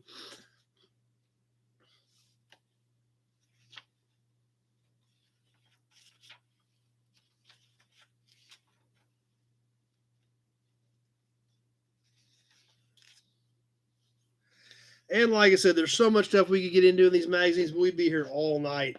But the next one we're going to check out is Stormin Sedan. The Sharp 57 Plymouth proves there's no substitute for conservative styling.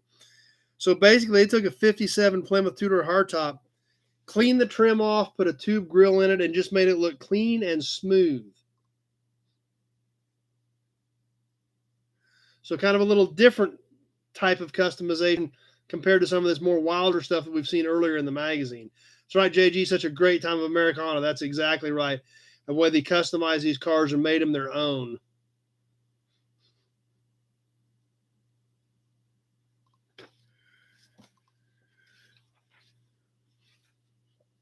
This next car that we're going to check out on a feature car, a few more things to look at. We're about in the cars. Then we're going to check out some ads. Number one, did they lower the rear fin? Let's double check that. I don't think they did. It's got a full house 59 Dodge D500 mil. So it talks a lot about the engines, redid the dash. But does not sound like there was any major body modifications at all. Just basically detrimmed and cleaned it up. That's right, Christine's sister. That's true. Okay, just how much for the magazine? Big job. Cars were beautiful back then, not overpriced plastic today. Looks shaved or subtle in some fashion. I think they should shave the trim off. I think they just shaved all the trim off, cleaned the side of the car up, took everything off down the side, painted it, and just smoothed it and cleaned it. And, and that's kind of what they did with it.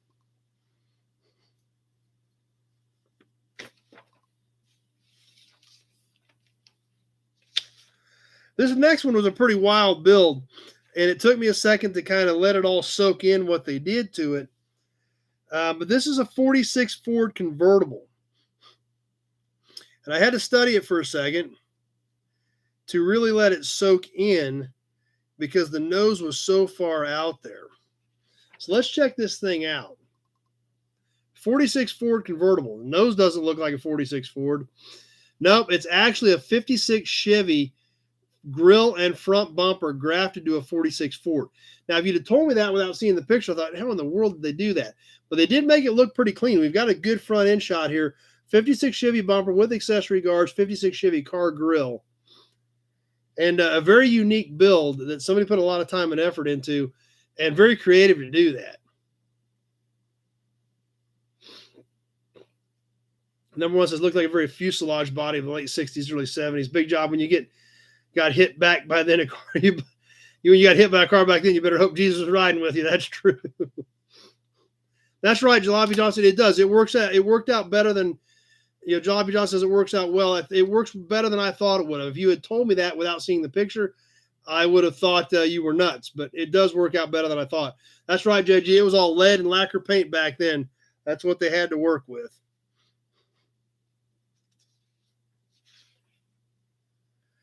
But that catches it for the cars that we're going to look at. We're going to flip through and catch some ads. And we've still got a few more things to give away yet tonight.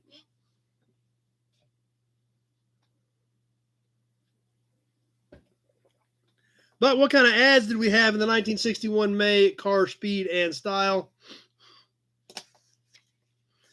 We'll start off with the inside cover. Now, one thing about it is you've been hanging out with us for a while. We've seen a lot of these ads before because a lot of these mini magazines, as well as a lot of the hot rod magazines from that era, the same companies advertised in them because that was their target market.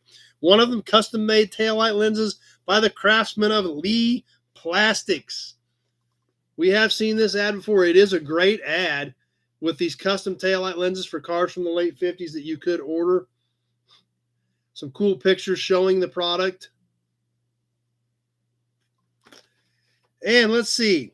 56 Chevy, they go right in the stock rim, $12.95 a pair. 55 Chevy, right in the stock rim, $11.95 a pair. 56 Ford, $7.95 a pair. 60 Chevy covers all three lenses. So now that's pretty unique. $12.95 a pair. So let's check this out. This one took me a second to grasp. We all know the 60 Chevy had two separate lights for Bel Air, Biscayne. Impala had three lights. Check this out. And they had a full cover for all three lights for the 60 Chevrolet for $12.95 a pair. So kind of cool to look back at some of that stuff. As always, JC Whitney's all in all of these. I'll save you money on all your automotive needs. Just mail coupon for my giant 388-page, 100,000 item 1961 catalog. It's free and saves you up to 50% for the JC Whitney. Get your new JC Whitney catalog for 1961. Saves you money on all your automotive needs.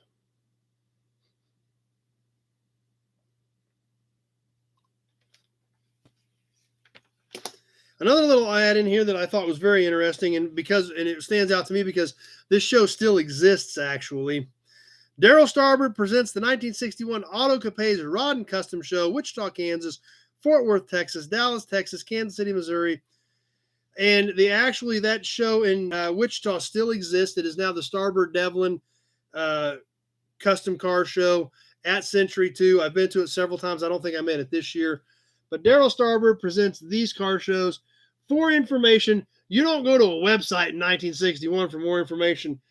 You write Daryl Starbird, 803 Royal Road, Wichita, Kansas, if you want more information about the up-and-coming 1961 Auto Capes Rod and Custom Show presented by Daryl Starbird.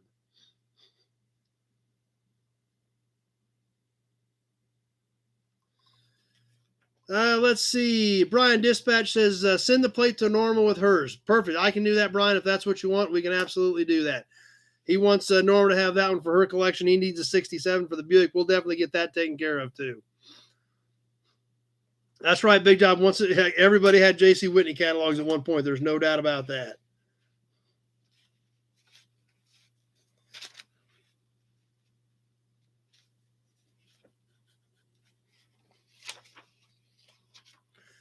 So, a few more ads to check out. There's not a ton of ads in these magazines. Of course, they weren't a big magazine. They didn't have a lot of room for a lot of ads. So, David W., I remember paging through the J.C. Whitney catalog, dreaming of all the stuff he wanted.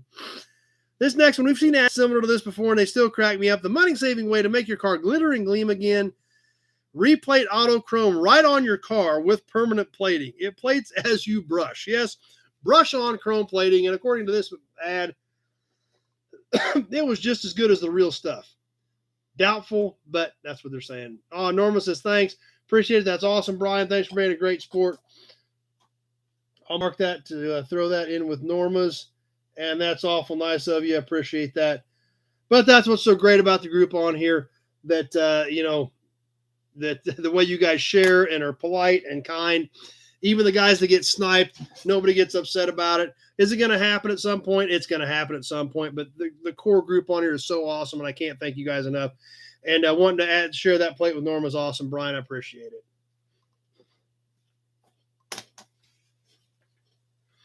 And then, of course, along with the J.C. Whitney catalog, you also have the mandatory 2-page J.C. Whitney ad. We'll hold this up here for a second as I catch up with some comments. Bill, 1961 was the year that Darryl Starbird debuted the Predictor. Okay, awesome. That's right, John. Definitely a great group of nobodies. That is 100% correct. But there's some of the J.C. Whitney ads. The Ooga horn. Hey, Rico found an Ooga horn. If you guys saw that the other day on the live, unless Jess got a hold of it and destroyed it by now. But Rico did have an Ooga horn the other day. Kenny, guys who use the Chrome product might be going through chemo now. Yeah, that could be true. That's right, David. We looked at the Packard Predictor a few months ago on the prototype that one was made. But there's kind of some cool stuff in the J.C. Whitney ad, as always. Newest customizing craze: pom-poms, exhaust cutouts, blue dot taillight lenses, of course the Ooga horn, all kinds of cool stuff. Gas gauge kit for a Volkswagen, club plaques, custom grills, all the cool standard J.C. Whitney fare for the day.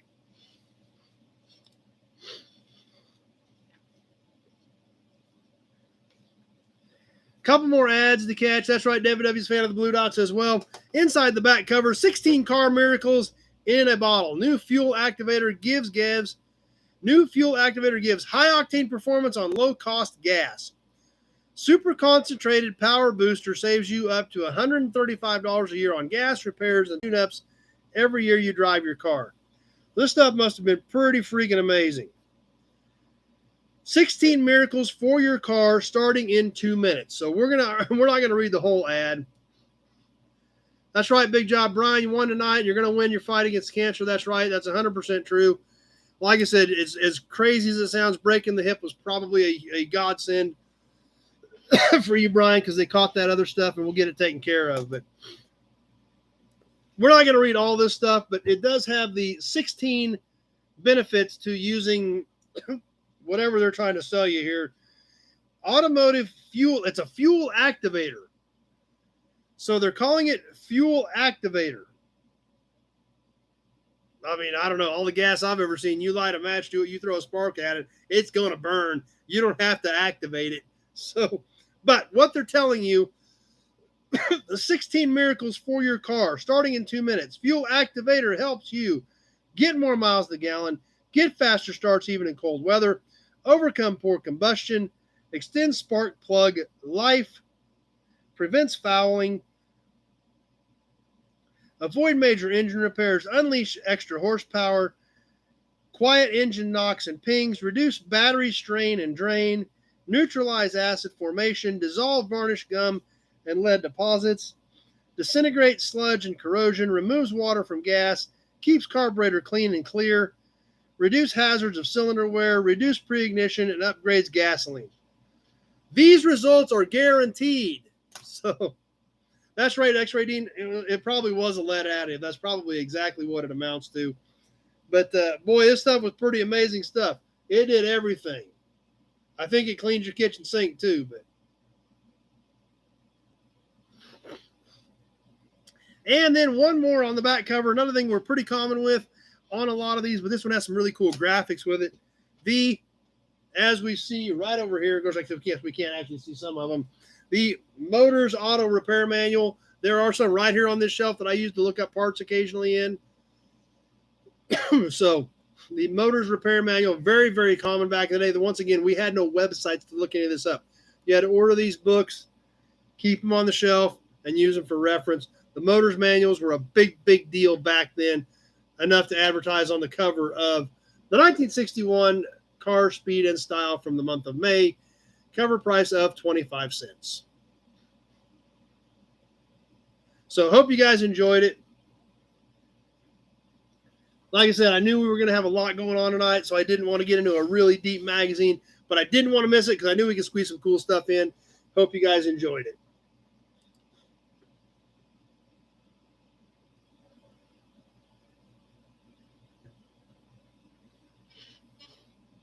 All right. And guess what time it is? It's trivia time. It's the regular trivia time, as a matter of fact. And we're going to ask one more question. And what are we going to give away? We're going to give away one more little two-stroke can. Quicksilver Outboard. These are the cute little tiny two-stroke cans. This is an all-metal one, which is cool. You know, these come in a little tiny plastic bottle now, which kind of suck. This is a new one, unpopped, but pretty cool little Mercury. It actually is a Mercury Marine can. It says Mercury Marine right on it. So whiskey, Zach digs it, Norma digs it. Everybody like, great. Everybody liked the magazine. Cool. This Mercury Marine Quicksilver Outboard Formula 50D little mini two-stroke can. For the last trivia question of the night, when I was at the Smoke and Mocan Dragway at the Spam Drags, there was a very unique Ford Motor product truck in some of those videos. What was it? We'll go ahead and kick this thing off on the timer as we keep our eyes peeled. See if anybody remembers what that kind of weird Ford Motor Company pickup truck was. The boss was there anyway. Boss was there. Maybe he'll remember. Didn't have to see the video, but kind of a unique Ford product pickup truck there. So we'll keep an eye out for that as we're taking along.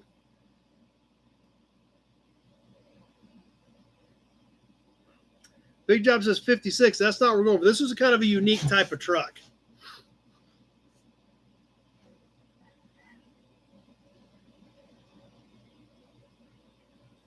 Ticking away, ticking away, ticking away, ticking away. See if anybody's seen it in the video.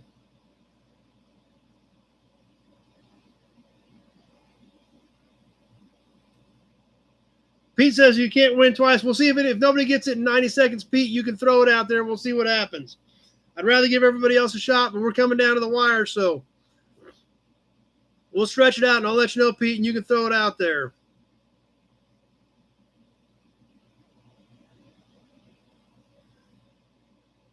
No, it wasn't the car hauler. It wasn't a COE. It was a regular pickup.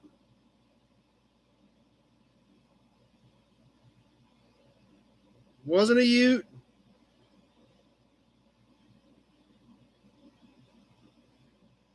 Minute 30 has passed, so we'll let her go a little longer. If Pete wants to throw it out there, if Pete thinks he's know it. It wasn't a COE. No, it was a pickup.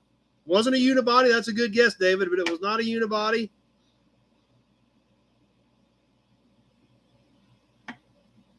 We'll see if Pete remembers if he's going to throw it out there or not. That's right. Pete did remember it. It was a Mercury. That's exactly what it was. It was a 53 M100 Mercury. And then Bill got it. And then Tweedledee D got it. Where was everybody at? I told Pete waited, and then everybody got it. So, but yeah, it was really unique. I mean, it looks like a regular Ford pickup. It says Mercury on the tailgate. It says Mercury on the hood. It says M100 on the side of the hood. Weird duck, but it's cool to see them. They were Canadian. Very seldom do I see them down in this area. You know, just like Dodge had the Fargo, Ford had a Mercury pickup in Canada. So, yeah, Pete held back, and then when we went, and then everybody got it. So I don't really know what happened there, but we gave that one to Pete, and so that was how it happened. That's kind of weird how it worked out, but Pete says give it to Bill. Okay, we can do that, Bill. Since you were the second one in with Mercury, we can do that. Appreciate everybody being a good sport on that too.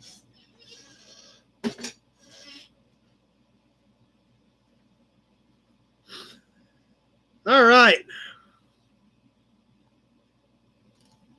That's right. The Canadian Pontiac Beaumont. That's exactly right. Brian, let's see. Tim, a 67 Mercury pickup. I think that was the last year. I'm not sure what the last year was for the Mercury pickup, but that could be. But anyway, let's give away something else. Let's give away another T-shirt.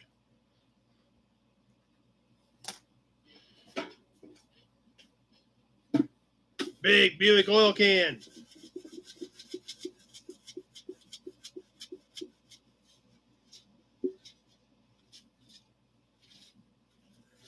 Number one says 68 was the last year for the Mercury pickup. Okay. That clarifies that. Let's give away another T-shirt.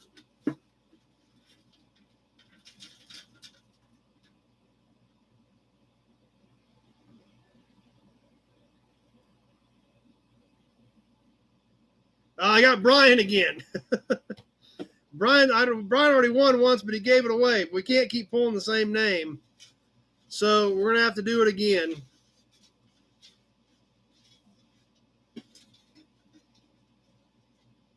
And I've still got your shirt here, Brian, anyway, since it came back to me. I've still got it.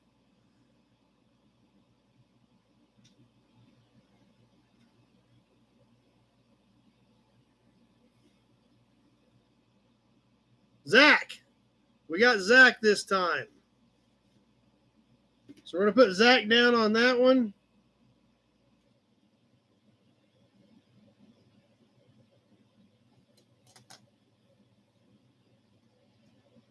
And put him back in. Let's see. That's right, Brian. Maybe that's good luck for here. When is it? 2 weeks we're giving that away. Josh, we found out what the bug car was in the barn yet. I don't know if Dad has figured out for sure. A lot of people keep saying Berry Mini T, but he said there's some stuff on it that is definitely not Berry Mini T. So I don't know if he's got it narrowed down for sure or not, but that's what a lot of people are saying. But he says there's some stuff on it that definitely isn't it. So that's right. Yeah, Brian wants to give the big C away. I don't doubt that, but like I said, it sounds like they caught it early enough that it's going to be a lot better for you. So let's see. All right. What else are we going to do tonight? Let's talk about the regular raffle. Let's give away a few more things on drawings. Zach says draw again. He's already got one. Okay, we'll do that. Zach says draw again for another T-shirt.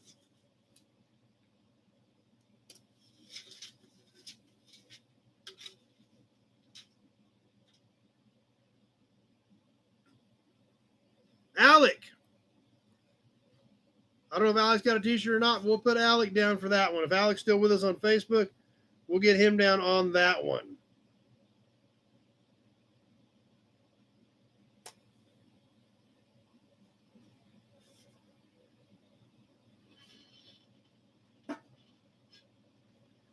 All right. What else we got to do? The raffle this month. There she is, the beautiful Miracle Power Clock. Let's look at it real quick. We're going to give this thing away in 2 weeks on the 4th, and we'll announce the new raffle. I got a lot of super cool stuff to pick from now. I found some awesome stuff. You guys are going to absolutely love it.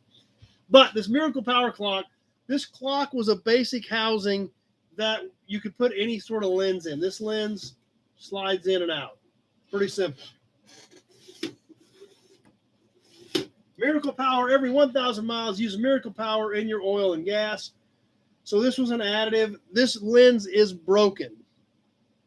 It's got cracks in it. I put some packing tape on the back to hold it together. It is intact. It's not missing chunks. If I were to restore it, I would probably get like a piece of thin plexiglass, cut to this diameter, and like silicone it, like clear silicone it into the back of this to keep this intact and together if I were going to use this lens. But this is a metal housing. The clock has a beveled face to it.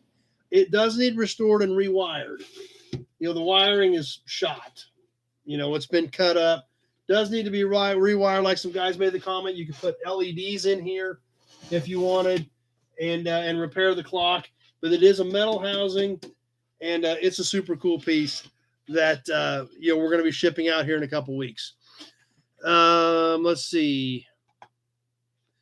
So Pete says, give the can to Tweedly D. Said Bill said if he didn't want it, go to Tweedly D. So, okay, we'll do that. We can add that with his pile. I appreciate you guys. I mean, that's awesome that everybody's willing to share. Let's see. Rusty Nails is here. Everybody says, where you been, Rusty? That's right, Kenny. It's 517 at nobody else's auto. At least it is for 2 more weeks. Then it's going to be 517 at one of your guys' houses. So, but we're going to give that away. We're going to give away a Canadian license plate from our Canadian viewer who shared a viewer box and sent several Canadian license plates. He said, share some of these extra plates with some of the raffles. So we're mixing some of those in. Plus, we're going to give away a can as well. And we'll see how the raffle goes. We're going to throw a few extra pieces in there or not. We're going to be drawing at least 3 more names out of the big Buick oil can on September the 4th for the next raffle. So the Miracle Power, and if you're not in, like we talked about it a little bit ago, if you want to be in here with all the rest of these nobodies, in here. We got all these names in here right now. They're stacking up. $1 per chance. You send me $5, you go in there $5, $10, 10 times, etc., etc. Into the big Buick oil can for the big drawing.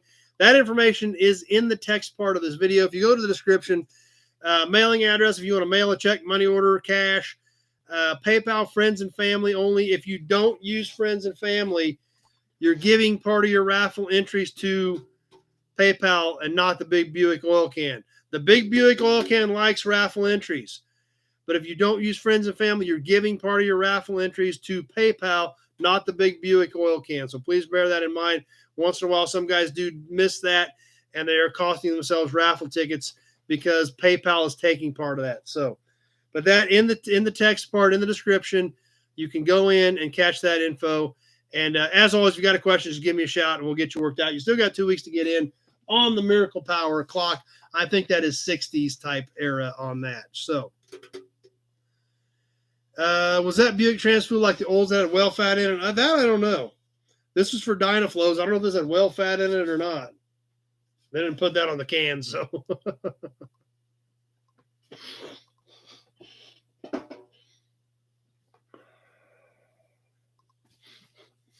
But anyway, what else we got to do tonight? Obviously, what do we got coming up on videos?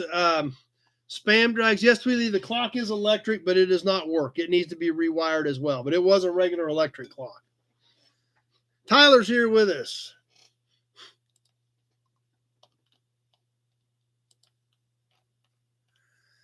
And we've got the spam drag clips, some cool burnouts, some cool launches, a little bit of walking around, some cool stuff like that.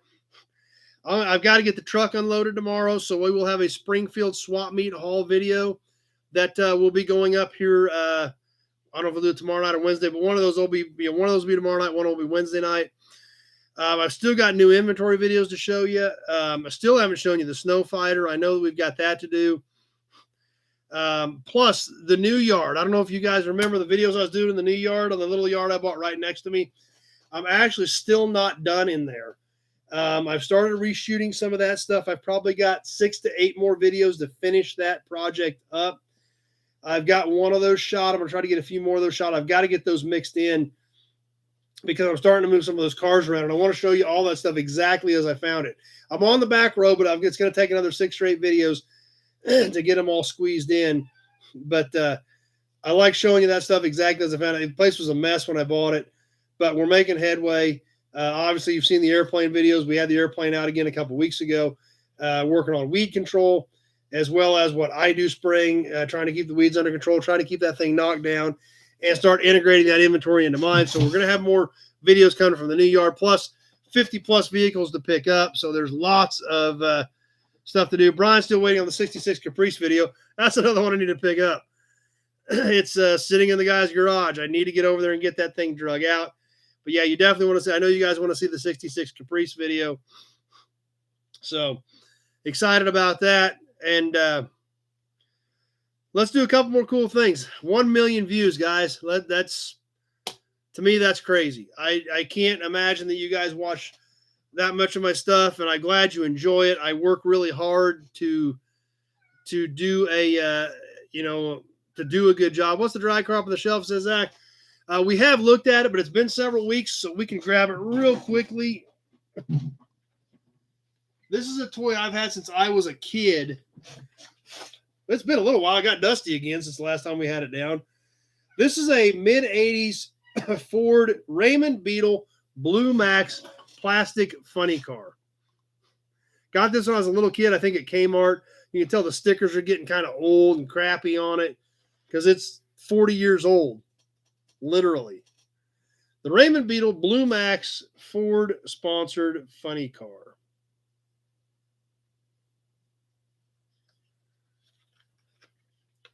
Let's go ahead and pop the body up on this thing real quickly.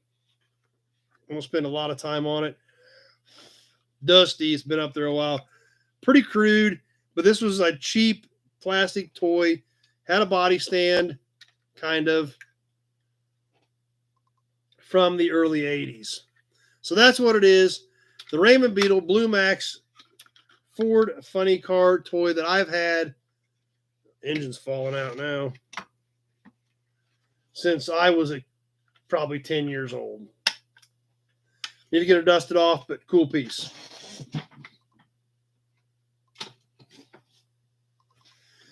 Okay. Tim, I remember some of those early Extra Years videos. You have quite the operation. Thanks. Appreciate that. Extra Yard. Okay. Yeah, like I said, I'm about done, but I've got to finish getting that stuff up because I want to share that stuff with you guys. He goes, Jason had one of those too. That's cool. But that's why we're here, because all this stuff brings back memories. That brings back something to drink. So does that.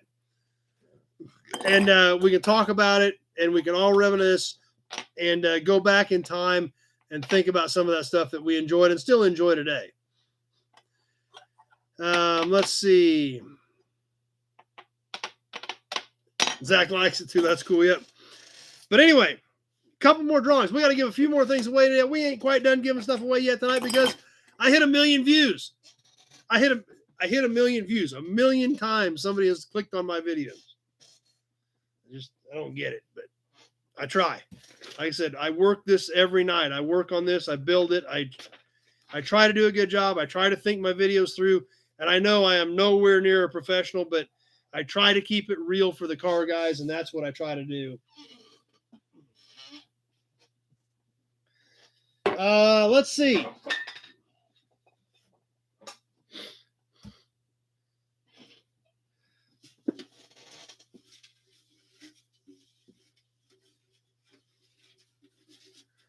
One more drawing. We're going to do one more drawing tonight.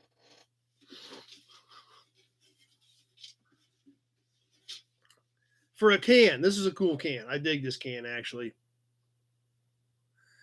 That's right, Tweety. Just think that if everybody goes back and look at the old videos, and that's something to think about. You know, the videos on the new yard, there's a bunch of them because there's almost 400 cars in there. But yeah, go back and check some of those out. Most of them are titled New Yard something. So you might want to go back and check. And I haven't posted any in several months. I've been buying so many freaking cars. I haven't gotten over there to do anything. But let's give away another can. The Supra Lube motor oil from the Riley Brothers Inc., Burlington, Iowa. Supra Lube. Wax-free, heat-resistant, long life, minimum care, prevents carbon deposit, 100% bearing protection for high-speed motors, low cold test on the red, white, and blue Supra Lube all-metal original oil can. Let's draw one more name.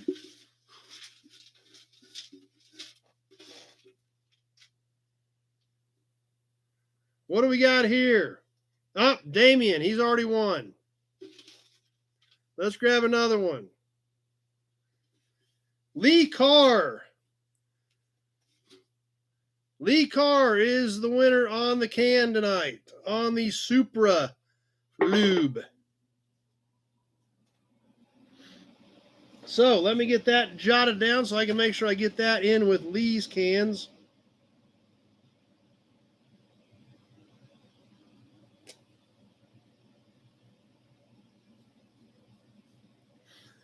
And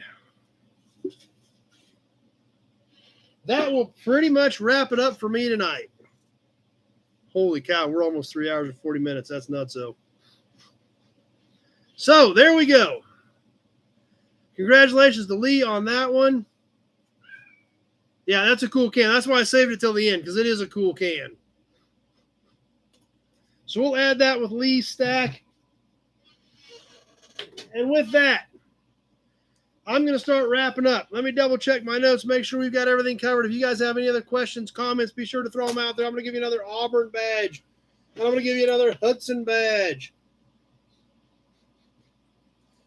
And I'm going to sit back for a second, and I'm going to think about what has happened this week for me.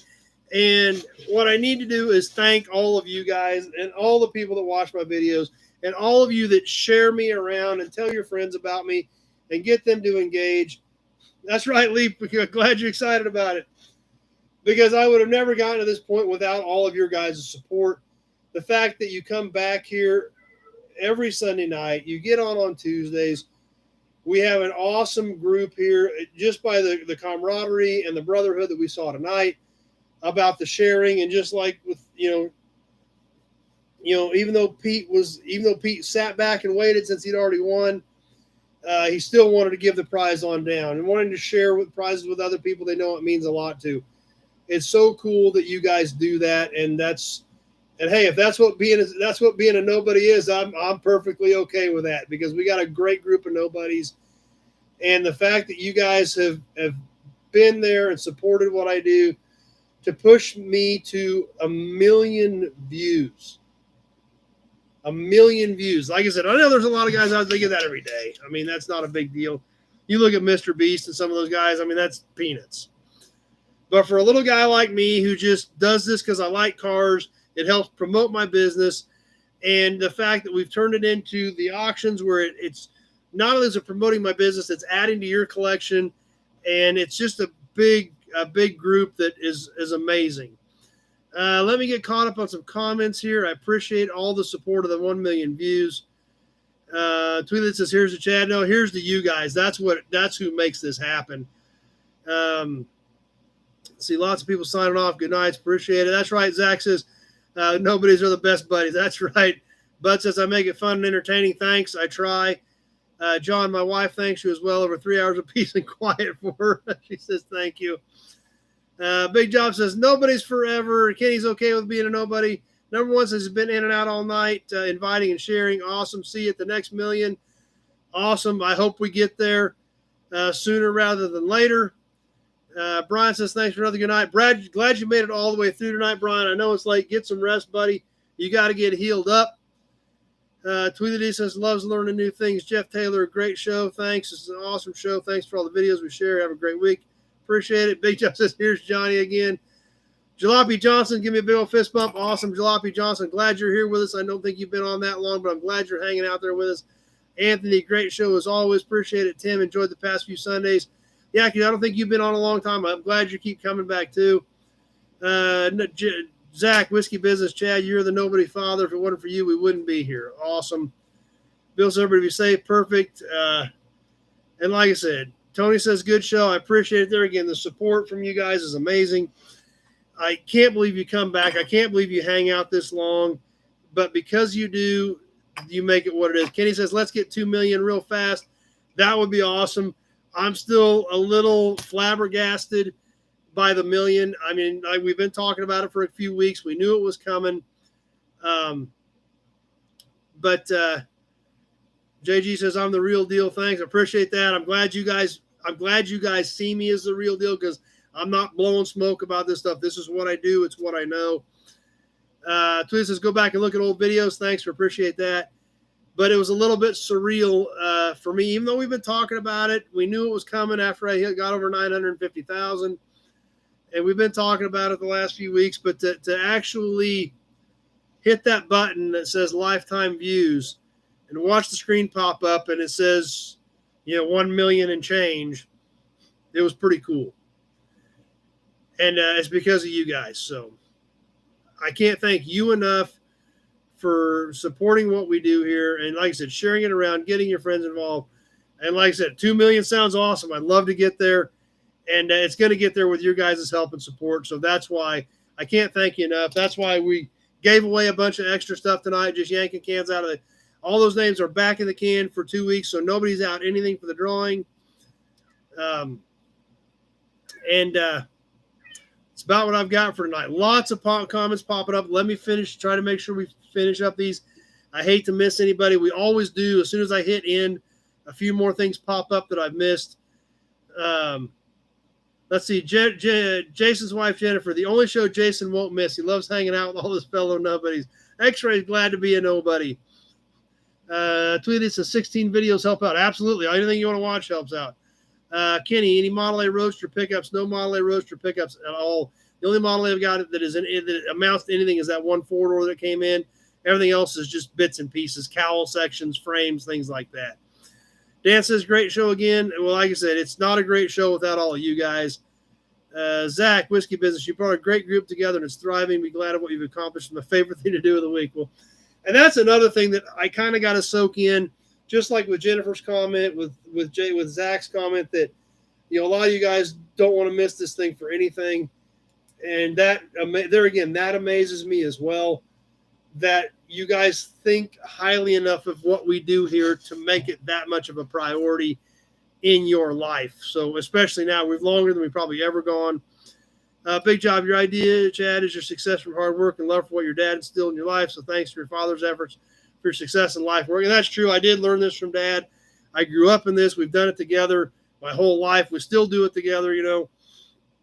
He didn't do Springfield this weekend, but we were at the auction last weekend, and we still do a lot of it together, and it's fun. And that he loves cars, and I love cars. My daughter loves cars.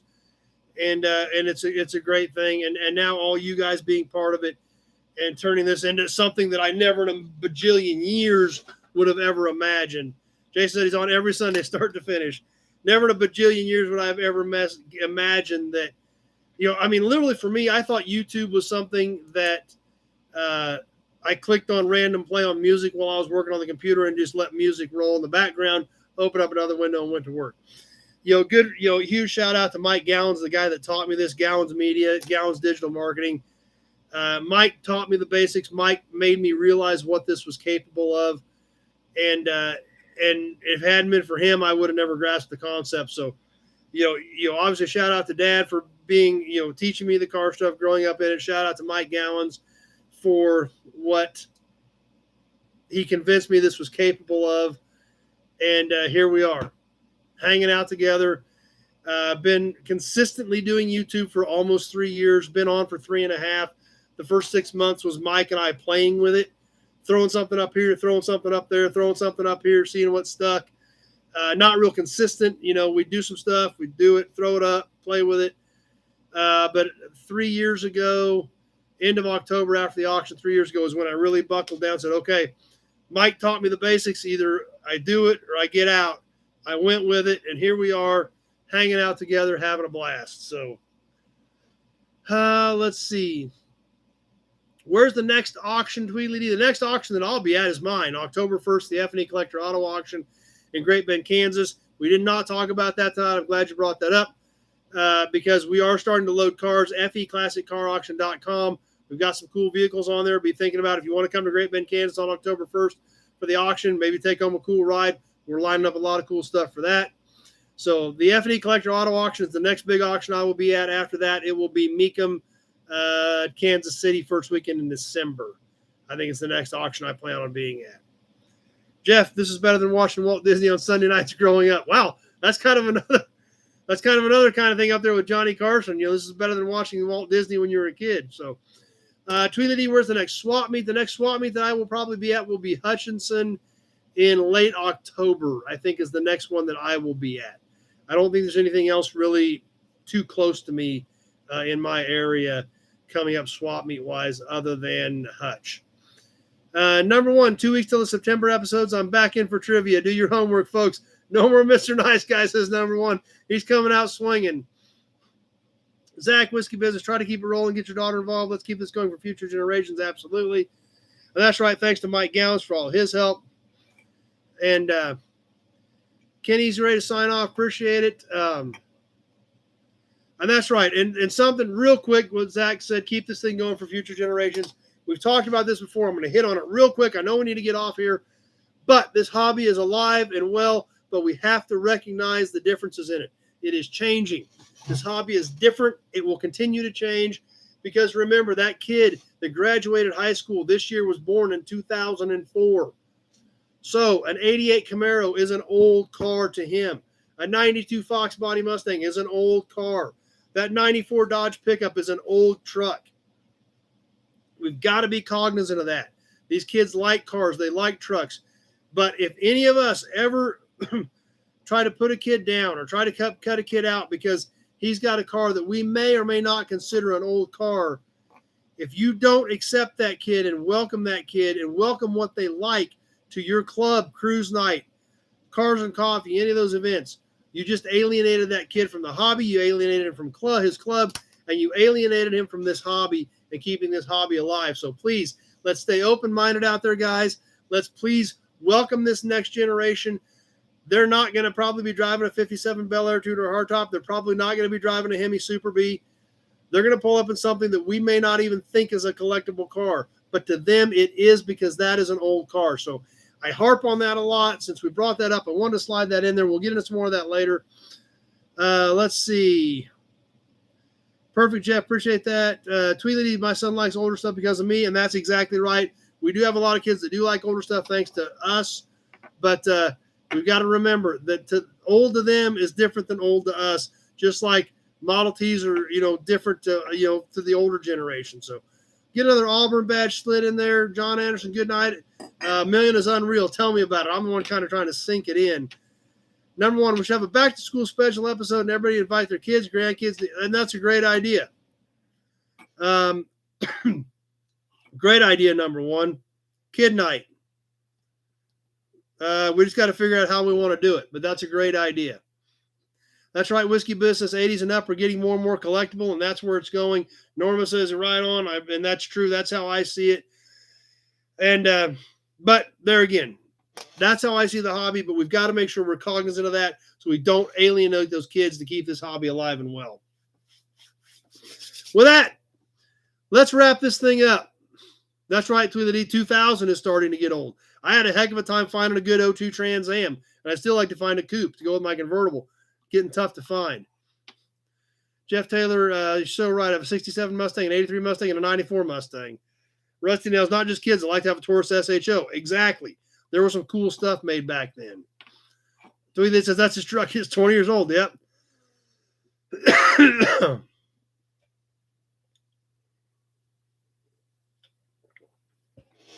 So anyway, give away some kids or some toys or promos for a kids night. That's a good idea. John, we still need to show and tell of our projects. Yep. And I don't know what the best way is to do that. On showing your projects, if you guys are sending a payment, maybe you could throw a few actual snapshots in or print some pictures off your computer that we could share. You know, because showing them off my phone wouldn't really work that well. But if you want to print some pictures off, throw them in with your payment, a few details, we can absolutely show off some viewers' projects that way for sure. Number one, 94 Mustangs is a neoclassic choice. So two of these, as the Yukon's getting here, it's an 07. It's crazy to think about, but that's the reality of it. Zach, the SHO was a sleeper of a four-door, and he's not even a Ford guy. And that's exactly right. Just like that 91 Taurus that I drug in, we had in the video a few weeks ago. That's why I kept it. Because, you know, there's those SHO guys out there that are going to need parts. Auburn Badge. Jason's got to take Mac and Elwood out to do their business. With that, I'm going to give you one more Hudson Badge. We're going to wrap this thing up. I'm going to keep an eye on comments for a few seconds more. I know I'm going to miss a few. I always do. But once again, thank you. Thanks to all of you for making this what it is. 1 million views is surreal to me. Here's to the next million. Let's get her up to 2 million. Let's see what happens. Let's keep this thing going. You're an awesome group. I love you all. Thanks for being here. I love your support and what you guys do to make this happen. Hope everybody enjoyed the extra raffles, the extra giveaways and everything tonight, and had a blast with y'all. With that, I'm out of here. Zach, you just asked to be overwhelmed with more things to do. Yeah, that's true. That's exactly what I might have done. Thanks, everybody. I appreciate you being here. I appreciate your support. Let's wrap this thing up. Longest one I think we've ever had, but 1 million views was pretty special. Thanks for everybody's support. Thanks for being here. Thanks for making this what it is. We'll see you Tuesday night for Toy Tuesday. And we've got a viewer box, and I've also got the stuff from Springfield. So I don't know which one we're going to do. We may do the viewer box and then start Springfield later. But we'll get some of that stuff worked in regardless. We'll either do the viewer box or part of the stuff from Springfield. And we'll do the Springfield swap meet video, the spam drags video. And then next Sunday night, 7 o'clock Central Standard Time. Same bat station. Sunday night live chat. We'll have more fun. We'll see how long it takes to get to 2 million. Thanks for watching, everybody. I appreciate your support. We'll see you next Sunday night at 7.